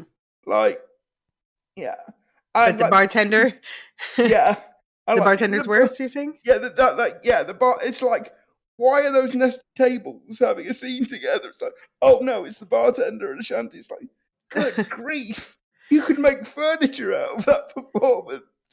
For me, it was more the writing that I had some issues with. Like, I didn't understand how we were supposed to root for their relationship. Like, she didn't even write that Shine song for him. It No. brought them together because he saw her sing it and he's like, ooh, I want to ride these coattails up to the top. And he does become a restaurateur out of it. But yeah, I didn't root for them at all. No. And her mom's bitchy, but she calls out that she gave her a stable, steady upbringing. So that's very unscrooged, but that's fine. We're going to stop comparing to Dickens anyway. I already said that. I do have to say, in her mom's defense, why is she wearing a couture mini dress to dinner with her mom? Like, you can wear that dress, sure, absolutely. You look great in it, But there is a time and a place. maybe not for dinner with your mom when you're introducing your boyfriend. Yeah. Yeah, we got that Rothar. We should have gotten more. Rothar is the spirit who's suddenly speaking through a burning tree at one point. We should Okay. have gotten more of that. And Rothar comes back at the end to be like, "Oh, you ladies got back into the pantheon after all." The end. Yeah, I do not know where on earth that came. That's It's so so random. random. Random. This entire movie is so random. There was a reference, by the way. They have a bubble of silence, which anyone who's watching Dune will know why a bubble of silence made me laugh. Lots of cones of silence in Dune. I did like when they go to the future. They say they all hate going to the future as it's a last resort thing because it causes them actual physical pain. Yeah, that was an interesting wrinkle. And it was bleak in the future. We see Aphrodite's pawning her own awards. So no one has to steal from her to do that. She's doing it herself. And then she's like singing sadly in an empty bar. And she can't sing, like her voice is gone. Yeah, her voice is gone. But also, I object to the fact that she's moved by her own future failure, not love for others. Like, I feel like they missed the whole point. Yeah, Like, again, like even the spirits have selfish motives. Yeah, again, like somebody may have given them the summary of the Wikipedia page of A Christmas Carol because, like, there's the faint whiff of it somewhere in the background, right? But they're like three spirits. We got that. Yeah, this is barely an adaptation at all. Yeah. Although, yeah, we get a redemption for the spirits then as well. I think we actually get more of a redemption for the spirits than we do for Aphrodite. Bastia gives up her last bangle almost. Bastia calls out Aphrodite for only wanting to reform for selfish reasons, but they only showed her selfish things, you know? Yeah. They didn't show her things at this point. They finally go and see her protege who's dumping sick Kira. So this is kind of like It's Christmas Carol where she's corrupting her protege. Yeah. But Bastia, yeah, she's going to give up her last bangle. I don't understand that. And then Aphrodite ends up catching the bangle. So Bastia is not locked out of Pantheon and they get all their bangles back. And she tries to give the bangle back. And Bastia's like, oh, no, you can keep it. So I'm like, can she now look through the picture with the bangle? What can she do with the bangle? It's just a memory. Yeah. But yeah, I appreciate, back to the protege. I appreciate Aphrodite says she's trying to harden her up to keep her from getting hurt. But it's another one where she, like It's Christmas Carol, where she wakes up and things are still bad. Like she's already been fired when she wakes up. Her best friend, Femi/assistant, turned on her and also left the show and cut ties. But then, never fear, her protege fixes everything by singing the right song. Like, if they fired Aphrodite, why didn't they just change the song back anyway?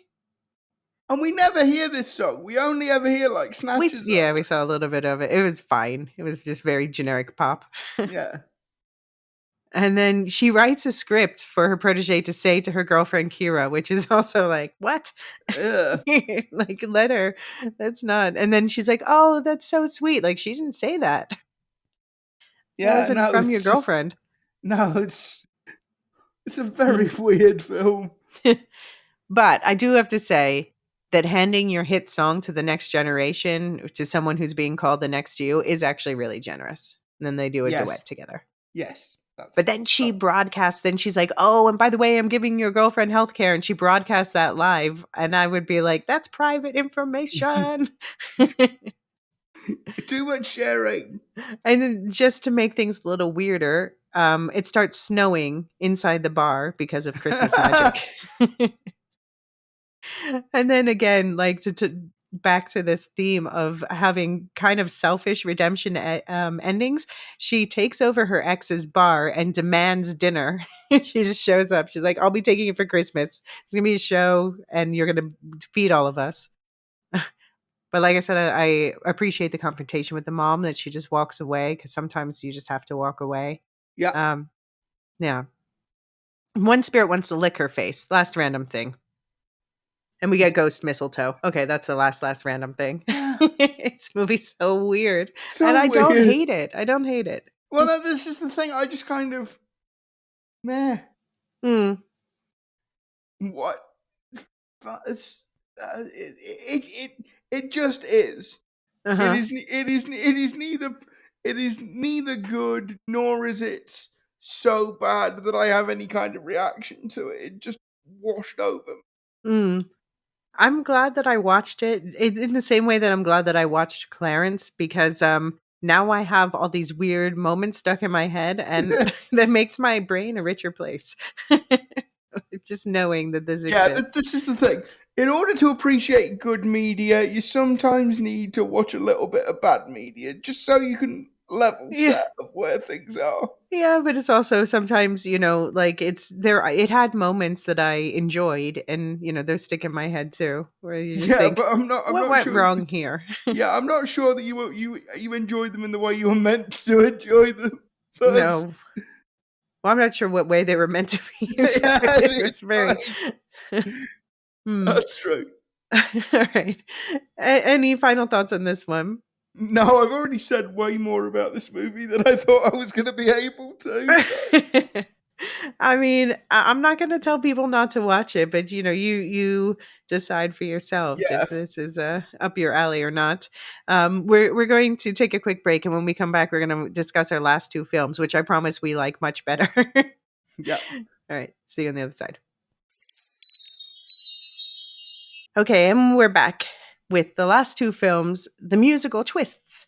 So first we're going to talk about Scrooge, A Christmas Carol, which is a 2022 animated film. It's a loose emphasis on loose remake. Well, actually, not compared to what we just talked about with the Diva stuff, but yeah, it's somewhat faithful remake of 1970s Scrooge, the musical that we talked about in the classics episode with Albert Finney.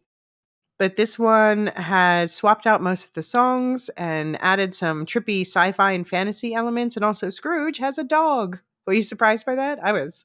But you know what song they didn't swap out, Elysia? No. Thank you very much. Thank you very much. Of course. Just when I get out, they drag me back in. Were you surprised about the dog though? I like the dog. I think of all the I think of all the adaptations I've watched, if I were to show one to my 5-year-old nephew, it'd be this one. This would be it because obviously we've seen like cartoons and other adaptations aimed at children, but I think this one would be the one that would sustain his interest. It's very colourful. It's very lively. It's got the big slobbery dog. It really cracks along at a pace. So yeah, I think if you've got small children in your life and you want to show them A Christmas Carol, I think this might be the way to go. Yeah. Yeah. All right. Well, let's check in on what you said right after you watched it. So I've just finished watching Scrooge, A Christmas Carol. Certainly the most psychedelic of the films we've looked at this year. I enjoyed it. It's very high energy. It has an interesting take on Scrooge. I particularly like Scrooge the dog owner. That was an interesting little wrinkle. It just says it's inspired by the Charles Dickens novella, but it clearly has a relationship to the Albert Finney film. It uses a couple of the songs. namely I Like Life, and of course, thank you very much. Thank you very much. So it doesn't say it's based on that, but it clearly kind of is. Of all the films we've watched, even including The Muppets and even including Mickey's Christmas Carol, I would say this one is most obviously an adaptation for children. Just in the way it's shot, the way it's like the humor of it. This is most clearly a kids' film to me, but that doesn't mean I didn't enjoy it. I particularly liked Olivia Colman as the Ghost of Christmas Past.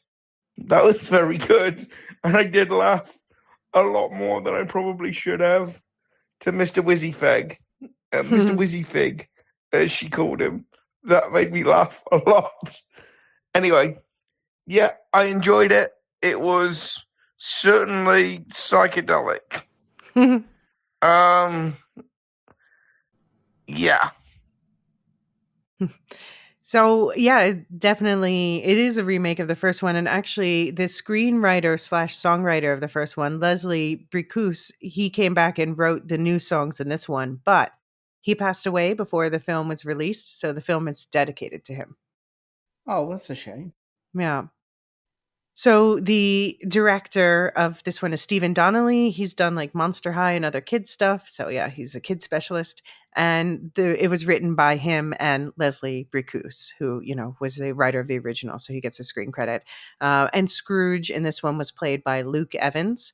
And other noteworthy cast members, you already shouted out Olivia Colman, Jessie Buckley's in here, Jonathan Pryce, Johnny Flynn, James Cosmo. It's it's a surprisingly stacked cast Yeah, for it's a kid's cartoon. Second entry for Jonathan Pryce, Mm, who's in The Man Who Invented Christmas as well.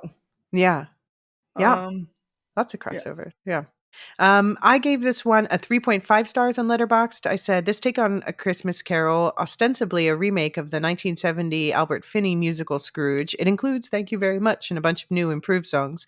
Is so bonkers, and that's what I love about it. Scrooge has a dog. Time travel looks like time travel. The ghosts are wild.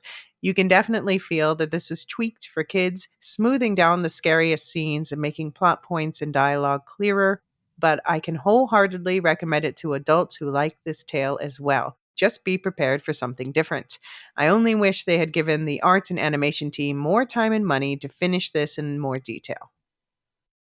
And yeah, trippiest Christmas Carol, as you said, but I think the animation budget was really where they were the most limited. I just noticed it wasn't as finished as it could be, but my eyes quickly adjusted because I was quite into the story. yeah. And the character design was good and stuff, although And you say everyone was they kind hot. of smoothed down the scary bit, the scariness of it.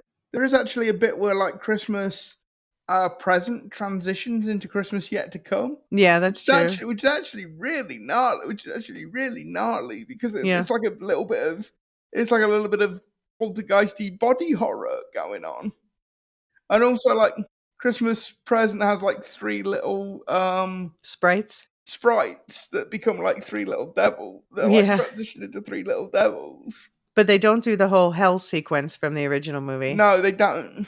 Yeah. One big difference that they made versus the 1971 is all the people in this one can sing. Yes, this is true. This is true. Of course, they update the language, so they do indirectly quote the book a lot, but they update it to modern parlance, which makes sense. I like the nephew Harry. I always said that, well, it's Fred and other adaptations, or in the book, but I always said he's kind of low key my favorite character, and he hangs out around more in this one, which is nice. Yeah. And then yeah, Scrooge has a dog named Prudence. So we find out later that he's left by Marley, but is this like proof that one or both have a soft spot? Because, Yeah, I think it is. But also great name for Scrooge's dog. Prudence, yeah. Prudence. Yeah. So one complaint I saw online that I had to laugh about, do you think Scrooge is too handsome in this version? I mean, it's just the art style. Everyone's good Yeah, looking in no, this version. no, no, I don't think he's too handsome. Hmm. Okay, so I talked in the classics episode about how I was tracking the opening songs. I noticed this one opens with Deck the Halls, but then switches to Good King Wenceslas when the women are coming along for charity. So they're combining the carolers and the charity. I don't know. I always find that interesting. Good King Wenceslas is one of the songs they use the most. I don't know why they don't just use the one from the books, but anyway. Yeah. Um, and there's also, we see the Ghost of Christmas Past is modeled off of a poster he sees for a Christmas extravaganza starring Lottie Milligan, and becomes the Ghost of Christmas Past, played by Olivia Colman. So I automatically love it. But I love, I talked a lot about how, about Dickens writing about this like shifting character. This is one of the best representations because she's a candle. She really is kind of shifting and shape shifting as it Yeah. goes on. I like that there's a bit where she shapeshifts into Scrooge, and it's Scrooge talking to himself, Right. which is quite cool. Yeah. And yeah, like I said in the voice note, I laughed more than I ought to at Mr. Wizzy Fig. I don't Yeah. know why that tickled me, but I it laughed did. at that too. That was funny. I thought that was her best line. Yeah. Yeah, I like the characterization of Scrooge in this one because, for example, he has from his lost love Belle, he has still a watch that says "To Our Happiness," and he keeps it. And you see him at one point. You see him looking at it. He obviously wants to remember her, but it's a painful memory. So when he looks at it, he sees another couple being happy on the street, and it triggers him to be mean to them because he's jealous. yeah, I think because it's done for kids, they really took care to make sure that these things were clear. And he yes, sings about wanting to be alone. It's not like I want to be an evil person. It's like I just want to be alone and just forget about my hardships. yeah. Like I said, I've got a 5-year-old nephew, and I think of all the adaptations we've looked at, this is the one that might hold his interest Yeah. for like It was beginning to end. You talked about the Ghost of Christmas Future at that transition, but also the Marley was pretty Yeah, it scary. was. It was like Yeah. it's sort of like an ice ghost freezing the room.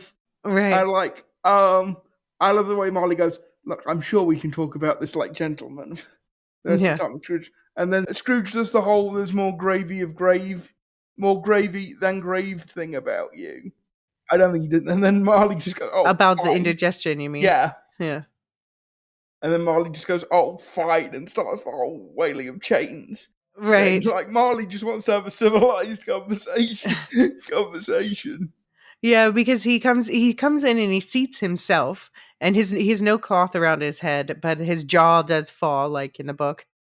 And but then he says those in charge insist on a touch of pageantry, and yeah, but Scrooge is like still not buying into. He's like, okay, fine, this is why we have to do the pageantry. Put on a show, make them believe you. It is interesting. So I said we didn't get that hell scene at the end, where in the Scrooge 1970 musical, he's wrapped with chains. So here he's wrapped with chains during the Marley scene. Yeah. I love the way that he falls through dimensions, and it's wild that the dog comes with him. Like, Yes. what is the dog learning? Huh. And we do get to see like they chose him in a workhouse while his father's in a debtor's prison. So they're really taking that not from the novel, but from Dickens' own life. Yeah, and he's making like little Christmas trinkets as well. Mm-hmm. Which actually, I think this, like you were saying, I think because it's aimed at kids, it makes it much clearer why Scrooge hates Christmas Right. as opposed to him just being mean. Right. Like he actually has more reason to specifically hate Christmas Yeah. in this adaptation. Like his sister who was sick died on Christmas Day. Yeah. That's one. Yeah, and we also have in this one Isabel's Fezziwig's daughter. Yes. And Scrooge, we see like Scrooge being quite nice while working for Fezziwig, and that he's trying to extend people these loans. That we see him later being a real dick about the collecting the loans in the present, and that's a main thing from the Scrooge musical. But here we actually see him in the past where he's extending money, but it's getting him in trouble too. So he tells someone, "You have a week and no more, or we shall both have to look for new employment." Yeah. There's a lot of new scenes, but I think they pull the rest together, and it's really well paced. I think it's better paced than the musical It from is, yeah, it 1970. is. Yeah. It is. And they add an extra twist where Scrooge is responsible for Cratchit's parents losing his house. Yeah. Like, okay. But Cratchit is apparently unaware of this. Right. And we know it's Cratchit because he has heterochromia. Yeah. And the scenes of the Cratchit family Christmas are actually quite close to the Finney version as Mhm. well. Like, they're not shot for shot, but that you can certainly see that the director and the animators have looked at those scenes, and there's kind of the same general sort of feel about them. Yeah. Yeah, and we find out that in the past Marley had another dog before Prudence, so apparently Marley was just a dog person. Apparently, yeah. And instead of Scrooge snuffing the ghost of Christmas past out himself, the ghost candle just disintegrates. And the next one, Ghost of Christmas Present, is this the most giant throne of food we've seen in any of the Yeah. adaptations? And I love that, like, the Ghost of Christmas Present tries to be intimidating and just Right. can't keep it up. Just like, yeah. And Yeah, also he's too jolly. they launch into the most massive song and dance number as well. Yeah. I love that he randomly has 3 sprites, like, what's that Yeah, about? But I where love did they come from? What's yeah. And he's changes size, that's cool. Yes, he does. I also like in this version, so when they're visiting the present, his nephew Harry explains more about why he sticks up for his uncle, and it's basically because of his mom. You know, my mom loved him. I know there's something to love in there. And I actually teared up when he toasted to his mom to the portrait of her on the wall. Oh, bless him. Oh. Hmm. I like also that they, these adaptations ignore the fact that there's been a large Indian British contingency of the population for a long time. So they incorporate that into the nephew's family. Yes. Mrs. Cratchit though, she goes way hard on Scrooge though. I was like, damn, bitch. Even worse than Miss Piggy. Again, I think this is it's a kids movie, so we're gonna Right. make it we're gonna make It's everything just a clear. little bit more Hmm. obvious. Yeah. I love they actually have Timmy sing a song like in the book, but it's not a song about a lost child in the snow. Yeah. And then yeah, you already talked about that transition to Ghost of Christmas Yet to Come and the evil sprites. I love the evil sprites. I want like a little evil sprite figure. We We get thank you very much. Thank you very much. Seriously, I just gotten that out of my head. But he's in Scrooge's in deep denial. And this is another one where they did it well to make sure it was clear to kids. So like they show the dog going over and looking at the coffin so the dog knows, but Scrooge is like completely oblivious. Yeah. And yeah, again they combine the scenes in the cemetery at the end but question. So they do him following through the grave and goes back to his bed instead of the whole hell sequence. I get it. It's for kids. But those people who are singing, were they just going to leave Prudence the dog there alone? I was so Uh, mad at them. yeah, I hadn't thought about that, but it's a good question. Mm. And this is another one where when he wakes up all reformed, he calls down to a man instead of a kid. And he gives the kid turkey money up front. Same with the kid, and it's the same kids from the start of the film. But that's always been a question for me. Like he just tells, "Oh, random urchin kid, go tell the poultier that I want to buy their biggest bird, and just trust you." But again, he decorates and throws his own party, which is kind of selfish to ask everyone to drop their own plans last minute. Yeah. Mhm. But he still seems like he's about to bankrupt himself, like the 1970 music, maybe a little bit less. But I really like that we get around the dinner scene, we get few glimpses of future scenes. So replacing, like, we see the doom scenes from the Ghost of Christmas Yet to Come, and then that scene fades away and is replaced by a happier version of that outcome, Yeah. like Tiny Tim doing well and that sort of thing. Yeah. Yeah. Overall, I really actually quite like this. Yeah, I did. I thought, I mean, of all the adaptations we've looked at, and it sounds strange with the Muppets and the Flintstones, but it is the most, I think, you could say it's not a family film. It's a kids film. It's not to Yeah. say adults won't enjoy it, Well, I think but it's great for adults too. but it is a film targeted at Right. children, and that's fine. Well, I'd say Mickey too. Pardon? Mickey too. Mickey as well. Yeah. Yeah, I really enjoyed this. I thought it went, I very bright, very colourful, very sort of high energy. Yeah, I enjoyed it. Yeah. Okay. Well, that brings us to our last film for this year. Are you sad? Are you excited? Good afternoon. Good afternoon. Yeah, that's the version of thank you very much. Yeah. So, of course, we're talking about Spirited from 2022. This one's more of a sequel than a retelling, but you only find that out halfway through. So that's one reason it's going last. And the other one is that we both found it delightful. So it's a Yes. good note to end on. This one was directed by Sean Anders, who's known for more like screwball movies like Sex Drive, Hot Tub Time Machine, She's Out of My League, We're the Millers, etc. And he wrote it with John Morris, who's a frequent collaborator with him on all of the above. Scrooge in this one, well, we have Clint Briggs, played by Ryan Reynolds, and he's the one who's being reformed. But then we also have Will Ferrell, which is a twist that we find out he's Scrooge halfway through. Apparently, they earned 20 million each for this. Nice work if you get it. Mm-hmm. And the cast is great. Otherwise, we have Octavia Spencer, we have Sunita She is Mani. so good. Sorry, Octavia Octavia Spencer. Spencer, so good. So good in this. Mm-hmm.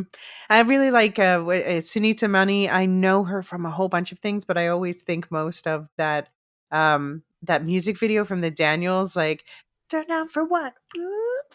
Anyway. Oh, is that her? Okay. Mm-hmm. Mm-hmm. Yeah, the Daniels. For anyone who doesn't know, they're the directors of Everything Everywhere All at Once. Yeah, we have Patrick Page as Marley. We have Tracy Morgan as the ghost of Christmas Yet to Come. Rose Byrne has a cameo at the beginning.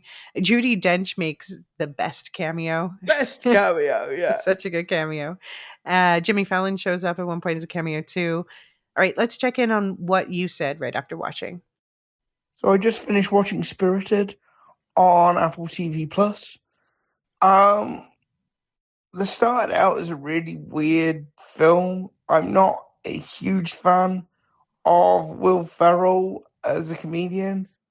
And I think that Ryan Reynolds' sort of very knowing, fourth wall breaky shtick is something I can only take in relatively small doses. So I wasn't expecting to enjoy this anywhere near as much as I did. It's really funny in places. Octavia Spencer is fantastic. And actually, I think Ferrell and Reynolds work incredibly well as a comedic pairing. I do like the bit where they're in Victorian London and they're singing, and Ferrell goes, "Do you know what the leading cause of death was in my time?" No? January. That really made me laugh.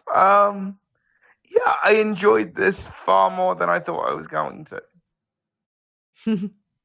Yeah, I also really liked it. I gave it 4 stars in Letterboxd. I said, a smart, silly twist on the usual Christmas Carol fare. The smartest part of the twist becomes clear an hour in, but it makes me laugh. It's full of heart, and the music is good too. A fun classic I'd recommend to anyone. It's the longest of the bunch, as we said, more of a sequel and from the perspective of the ghosts. So I was surprised the Rotten Tomatoes summary says something like, "Oh, that doesn't bring anything new to the table." I'm like, did we watch the same film? It brings loads of new stuff to the table. Yeah, did we watch this? As like apparently several critics said this. I'm like, that's not the movie I watch. You must be talking about something else. What are you talking about? Yeah. I love I think one thing Ryan Reynolds especially does really well is the meta self-commentary and the jokes. Yeah, that's what I meant by the sort of fourth wall breaky thing. Mm-hmm. It's okay. I just like I enjoyed the first Deadpool. I enjoyed the first Deadpool movie, but like he really needs to do stuff that isn't that kind of knowing, winking at the like. Because I remember like Ryan Reynolds needs to do more drama. He needs to do more like weighty roles because he's good Does at that he? kind. Yeah, I Pardon? guess. Yeah, he's good at that kind of thing. And Oh. I just wish he'd. I just wish he'd. I just wish he'd stretch himself a bit. I don't know, disagree. I think that this was, him and his element, and that worked perfectly. Like, I loved how the musical moments they do the full musical thing, but it's always acknowledged as intentional. They're like, "Oh, okay, here we go, we're doing this again. Alright, Yeah, right, are we really taking the time right now to sing a song?" I would really like to know how much of the dancing Ryan Reynolds and Will Ferrell actually do because it's Uh, very w high end. It looks very complicated. well, no, you can actually watch videos of them, rehearsing, and, yeah, they struggled, but they struggled, but they learned it. There's behind the scenes videos on Apple. Okay, So in, like, under the extras tab, there's, like, so they a actually 3 or did 4 do videos. they actually did do that themselves, did Mhm. they? Okay. Yeah, they painstakingly learned it, but they have a video where, Will Ferrell's like, "You should take a video of us now so people see how bad we were Mm. when we started." Um, the songs, I think that the songs are really quite good. Like, it has Good Afternoon. I don't think that's quite up there with Thank You Very Much, not quite close. But overall, I think this has the best overall soundtrack for a Yeah, musical that we've seen. yeah. The one, it's not a criticism. I'd just be interested. Like, if I came back to this in 10 years, how well would it date? Because Hmm. there's a lot of stuff about social media in there. There's a lot of stuff about like I think like contemporary politics in there. So I wonder I wonder how well it will sort of survive as a whether it's too sort of tied to the particular moment we're in. Mhm. So I've talked previously about, how these adaptations are also adaptations of each other as much as the original work in often cases. And this one, they do specifically bring up Scrooged, the movie that you and I didn't like out of all the adaptations. And I do see some of that imprint in here, but done more tastefully, in my opinion. Done more coherently as well. Well, sure. Yeah. Yeah. What did you think about Scrooge got a romance with Octavia Butler's character? Yeah, no, Octavia Spencer. Yeah, It's no, Octavia Spencer, I sorry. also, Butler is the writer, and I always do that. yeah, and I also like the fact that Ryan Reynolds' character managed to seduce the ghost of Christmas past. Right. Yeah, He's just a bad influence on the ghost. That yeah, whole plot was funny. I think she's hilarious. I love her. yeah, she is. Yeah. I think, yeah, it feels like a truly fresh take to me because it's like the sequel situation. We've got this whole unredeemable concept. Unredeemable. Actually, yeah, there's some good songs in there. I like this is the thing because Ryan Reynolds' character is familiar with the source material. It's like, oh come on, so now you're going to do this. We've done this. Right, right, right. Yeah, It's again that question I brought up before of, if you know how the haunts, and that's a Scrooge thing, which they do yeah. reference directly. If you know how it's supposed to go, does that make it more difficult? Yeah. And I also like the fact that like the hauntings have like a production staff. Hmm. So they research the people they're going to haunt. And there's Yeah, like people moving scenery there's people moving scenery and stuff. right. Yeah, they spend like a full year researching their next haunt, and they have this whole staff to convert one person. Yes. But apparently, they've converted people like Colonel Sanders, Dolly Parton, which is blasphemy. She's always been perfect. Yeah, and the original, the book, it hints at this ghost redemption business, but this really explores it. So they say it's a supernatural simulation, and it's like an international ghost enterprise. I love. There's just people walking around speaking various languages, and everyone just understands them. Yeah. Marley, though, it seems he's no longer condemned to wander. He got a promotion, so good for him. He's now running the show. And Scrooge has a new crisis. He won't give up doing the redemptions. I'm confused about, he says he's been doing this for 46 seasons, but he's been dead for nearly 2 centuries. And he said he spent 10 seasons in research and then was bumped up. So, how long are seasons in this whole? This Yeah. is my one little niggle. Yeah, it's a good question. It's a Hmm. good question. And of course he's lost his accent, but that's fine. I'm Yeah, like, yeah, I'm just going yeah, along with that. fair enough. Yeah. He Um, talks about this newfangled modern mouth kisses he wants to try. Because he if he retires, that means being reborn. Only he doesn't get reborn. He gets put into a man body so that he can be with Octavia Spencer. yeah, so he doesn't get like reincarnated as a Right. baby. He just gets dropped To into the finish his world as a life. middle-aged man. Yeah. Yeah. Yeah. You said before also, or who was it? No, someone else was saying that particularly like the ghost of Christmas Yet to Come. You know, that was me. Because the Yeah. Ghost of Christmas Yet to Come, he just wants some lines. Yeah, but he chokes. Yeah. And so Ryan Reynolds, his character Clint, did know the story, but Rose Byrne's character, Mrs. Karen, of course, she had to be Karen Blonsky, she didn't know the story. Yeah, yes. Mhm. Yeah, that. Or maybe she didn't. Yeah, maybe. Um, Is that possible? yeah. In According to the people at Hallmark, clearly, because you need to look on the internet to see what the story Hallmark was. doesn't. Yeah, this is more realistic than Hallmark. um, I like the graduation from a simulation moment. I like how they set that up at the beginning. She finishes her thing and gets a whole party in the street that yeah, nobody else sees. and I know, like the sort of moment where she gets hit in the because like one of the things she was doing is stopping the kids playing in the street in her like cul-de-sac, and she Mhm. gets hit on the back of the head. She gets hit on the back of the head with a ball, and Mhm. all the ghosts like hold their They're like, breath. "Ooh." She's like, "It's okay." It's like, "Hey." Um, there's actually so the people who wrote this actually understand marketing. There's some good but cynical lessons in marketing, but that fits for the character of Clint, where he's like, people used to insist on authenticity, and now there's plastic trees, and people never change, and he's just manipulating people to sell more trees, basically. Yeah, Yeah. there's a really awful bit with the ghost of. It was supposed to be the ghost of Christmas Past, but it's actually Will Ferrell, where that Clint's parents buy him a dog bowl to convince him that they're Oh yeah. going to buy him a dog. Yeah. Yeah. So the Marley situation.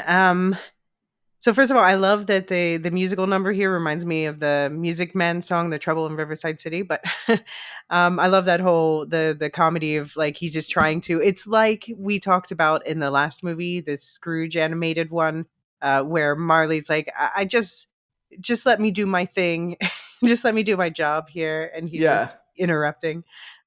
But I guess the perp doesn't need to know they're Marley. Like they show his older sister passed away 5 years ago, and so the niece is orphaned and living with his brother, and that also the brother thing is another Scrooged reference.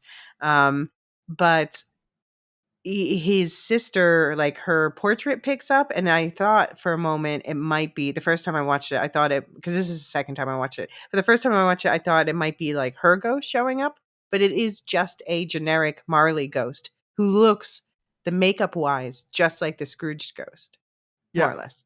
Yeah. more or less. Yeah, And then yeah, his the whole thing with his niece is orphan living with his brother, and again, it's like about him corrupting a protege where she wants to run for student council president, and he's trying to convince her to do the dirty route to take out her opponent. yeah. They're doing Oppo research. Like Octavia's supposed to go. Yeah, I'm doing Oppo research on an 11-year. I'm doing Oppo research on an Yeah. 11-year-old. You feel for her because she's like, I don't want to lose my job, but this is shitty. Yeah, Hmm. Yeah. And yeah, I talked about the unredeemable classification. The only unredeemable before we find out eventually was Scrooge. But I also like where they talk about this sort of, they don't use the term butterfly effect, but they say they call the perp, the person they haunt, the perp. And they said they want a perp with global reach whose ripples will affect the entire world. And I like that concept. I yeah, was thinking we were talking about Dickens spending so much money. In the last episode, we were talking about Dickens spending so much money on his book. And one thing he was criticized for was that he said he wanted the poor people to be able to read it, but then his like this really expensive edition. Eventually he put out a much cheaper published edition, of course, for poor people to afford. But I think in a way it should be the wealthy that he's appealing to, because they're the ones who he's trying to say spread the wealth. Like the poor know they want Yeah. better circumstances, kinder people. Yeah. So Octavia Spencer upset about the doing, what did you say, Oppo research on an Oppo 11-year-old? research, 11-year-olds, yeah. That song, The View from Here, is legit a good song. It is, and like, I didn't know Octavia Spencer could sing like that. Yeah. Yeah, exactly. Very impressive. This is maybe my favorite role I've seen her in, and even just above what's it called? The one where she plays the NASA Oh, mathematician. Um Hidden Figures. Yeah, that was a good movie too.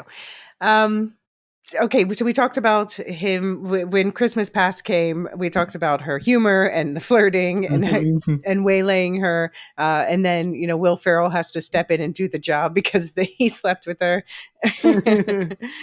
But you were saying something that I cut out earlier about the dog bowl. yeah.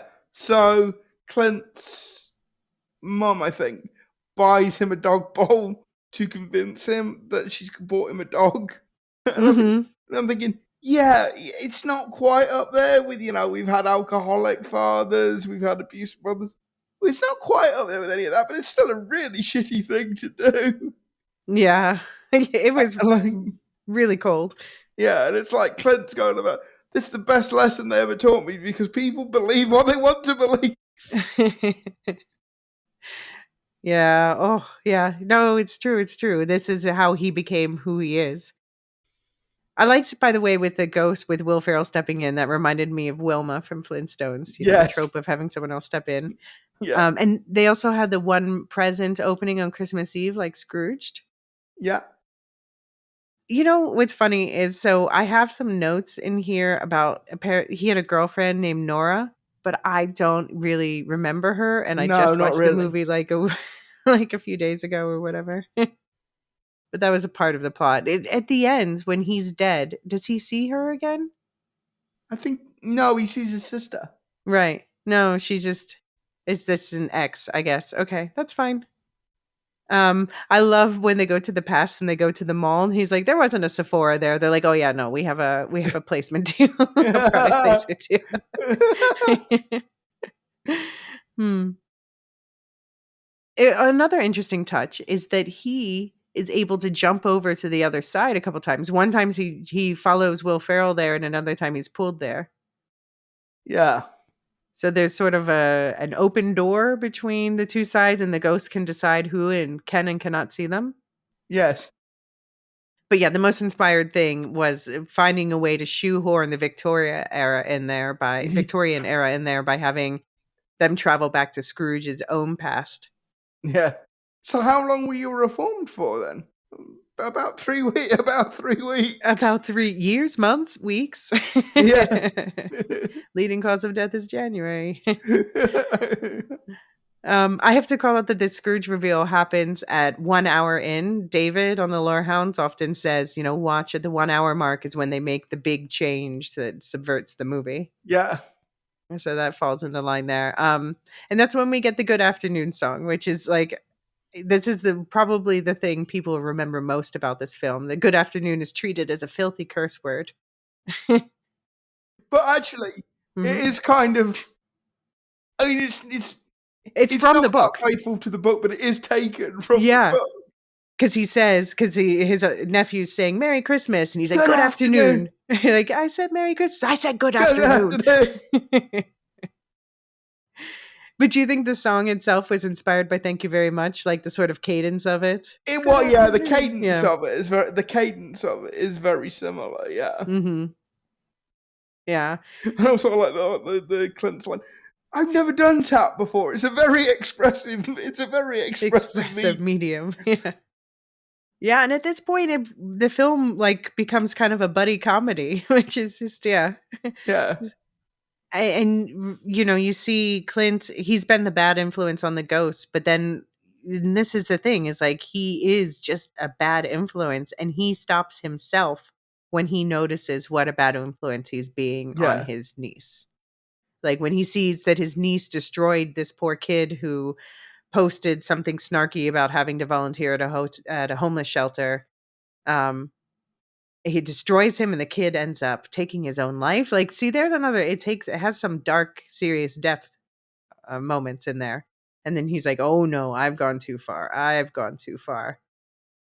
Yeah, and then he's confronted with his sister's death scene, where he's actually asked to, directly to his face to take care of his niece, and he just doesn't.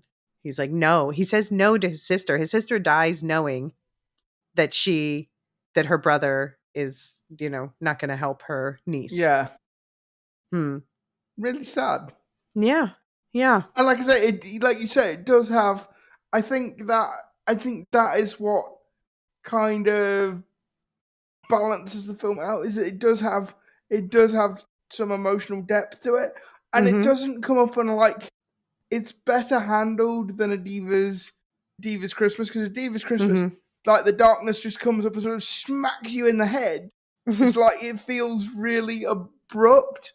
This Mhm. feels much more like an organic part of the story. Right. Right. It's layered with more nuance here, Yeah. for sure. Yeah. Yeah. And then Will Ferrell wakes up in bed with Clint as an adult, and then the ghost of Christmas Yet to Come comes after Clint helps Scrooge, and the redemption arc is like, yeah, we get the full arc. We get I like the futuristic graveyard. They're Yes. updating it. And Yeah. then we get an ass kicking. Yeah. It's like a Um, digital graveyard. Yeah. yeah. There's a taxi driver in there. I have to guess that's another Scrooged reference. Mm. But yeah, the major thing, and the moment at the end is Ryan Reynolds' character Clint is basically saying like, I felt bad for these specific people that I care about, but like, don't expect this reform to last forever. And then he dies. He dies saving his friend. So he's proven that he was wrong about not being changed, but also that's the end. Yeah, and he takes on Scrooge's role Right. running He the negotiates reputation. that. He's like, I Yeah. don't want to go to the other side. His sister shows up to accept him to the other side. And he's like, how about she and I stay here and do this job that I know means I can actually talk to people. Yeah. Yeah. So they both have access to life again. Yeah. Yeah, and Scrooge's plot back into the real world and sets up house with Octavia Spencer's character, and they have children. Yeah. And sometimes he gets annoyed with them like real people do. Yeah. Yeah. I mean, I would actually even be open to a sequel to this. What would you think? Yeah, I could see a sequel working. Is there any other film that we've talked about that you could see a sequel for? No, not really. No. Yeah. I think it's the originals. So yeah, Yeah. this one is the only one I could really imagine a sequel for, and I would definitely watch it. Watch the hell of This is, it. this is the thing. It's you could say it's like just as in terms of the amount of stuff it takes from the book, but also the amount of stuff it leaves. Mm-hmm. It's it's probably just behind a Diva, the 2022 version of a Diva's Christmas Carol Yeah, a in terms new of how Divas different it Christmas is. Carol. Yeah. But I think the difference is this takes the spirit of the book. Mm-hmm. This takes the ideas in the book, whereas a Diva's Christmas Carol, the 2022 version, just doesn't. It just has nothing to do with the novella. This Mm-hmm. has like the spirit of the novella in it, Mm-hmm. even though in a lot of ways a very different story. Yeah. No, they've clearly read the book and watched a bunch of the adaptations. Yeah. Yeah, They know the story. yeah, They they know know what what they're they're working doing. with. Uh-huh. Yeah. Yeah. Well, any final thoughts on this year's batch of films overall? No, it was just that I've really enjoyed this project. Um, thanks for thanks for all the work you've put into it, Alicia, selecting most of the films and doing all the notes for it. So thank you very much. Well, and the editing's the worst. And the editing, yeah. But yeah, I've really enjoyed watching all the films and recording this with you. Like I said in the last episode, I think we've bitten off more than we can chew. So if your particular favorite adaptation wasn't in there, sorry, I'm sure we'll get to it in due course. Tell us what it is, and we'll make sure we do. For 2025. But yeah, I've really enjoyed doing this. Yeah. Okay, so if you had to recommend out of all the films we watched this year, you have to pick 2 to recommend to someone what would you recommend? I'm going to be really boring. Okay. And really predictable. Uh-huh. I'm going to go with The Muppets. Okay. And I'm going to go with Spirited. Okay. I am going to go with oh, it's tough. I'm thinking of a classic, but then I'm like torn between, on the one hand I want to say 1951, on the other hand like the 1971 short is so faithful and short. I do think you need a classic in order to appreciate Spirited, and Spirited is the one I would choose from this week. Okay. Yeah. Well, listeners, as we said, we want to hear your favorite Christmas carols. Let us know what we missed. We'll do a special feedback section in our next Silo mailbag for Christmas carol coverage. If you care to send any feedback in, we've got our email in the show notes, and do also join the Discord and come chat with us on Blue Sky. I know we've already got 2 requests for next year. So we've got the 2009 animated Jim Carrey, which was going to be on my list anyway. And we got a request for Black Adder. So added that to the list as well. Looking forward to that next year. Yeah. And if you want more Christmas this year, do check out our It's a Wonderful Life special from last year, which you'll find in the same feed. Plus, you'll find links to Supercast and Patreon book club in the show notes if you're interested in the novella deep dive, an extra short story, not to mention last year's coverage of The Greatest Gift, the story our It's a Wonderful Life was based on. Plus similar Spooktober specials, breakdowns of Silo and other Q Howie and Doom books, and the weekly Silo spoiler casts that are going on right now. If none of that's for you, that's great. We're just glad you're here listening. If you enjoyed this, please do pass it on. And we also, as we said, we want to hear what you think. And also, we raised the question in the opening episode: what was the favorite gift you ever gave and the favorite gift you ever got? So definitely going to still be talking about this in January. Do also check out the cheesy Netflix Christmas coverage on the Lorehounds feed. Plus, of course, the weekly Doom Prophecy breakdowns, a one-shot for Wicked, and also an episode that's about Joker Folie Deux, but also even more so about making the Joker from the comics fight Madcap from the Marvel comics. Also, the other affiliates, of course, the Star Wars Canon Timeline podcast, my own, Nevermind the Music, Psychology and Music, Radioactive Ramblings, and Properly Howard. And Luke, you've got your It Could Be Said end of year coming up?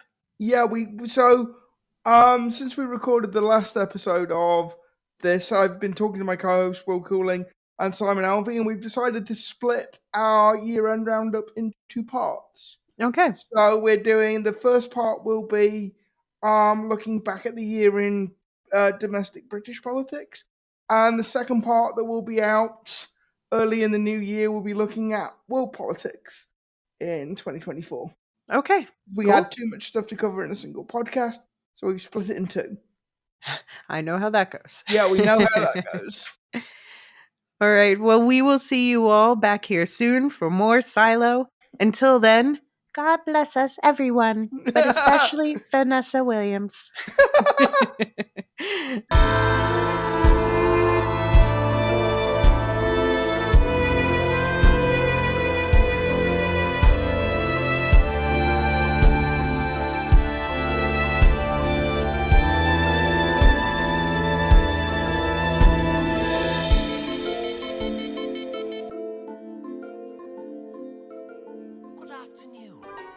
Good afternoon. Well, I never Just let one fly and you'll be smiling pretty soon. Like this, good afternoon. I beg your pardon. You pompous ass. It's like piss off, but with a little touch of class. Thank you very much. Thank you very much. That's the nicest thing that anyone's ever done for me. It isn't every day good fortune comes me way. I never thought the future would be fun for me.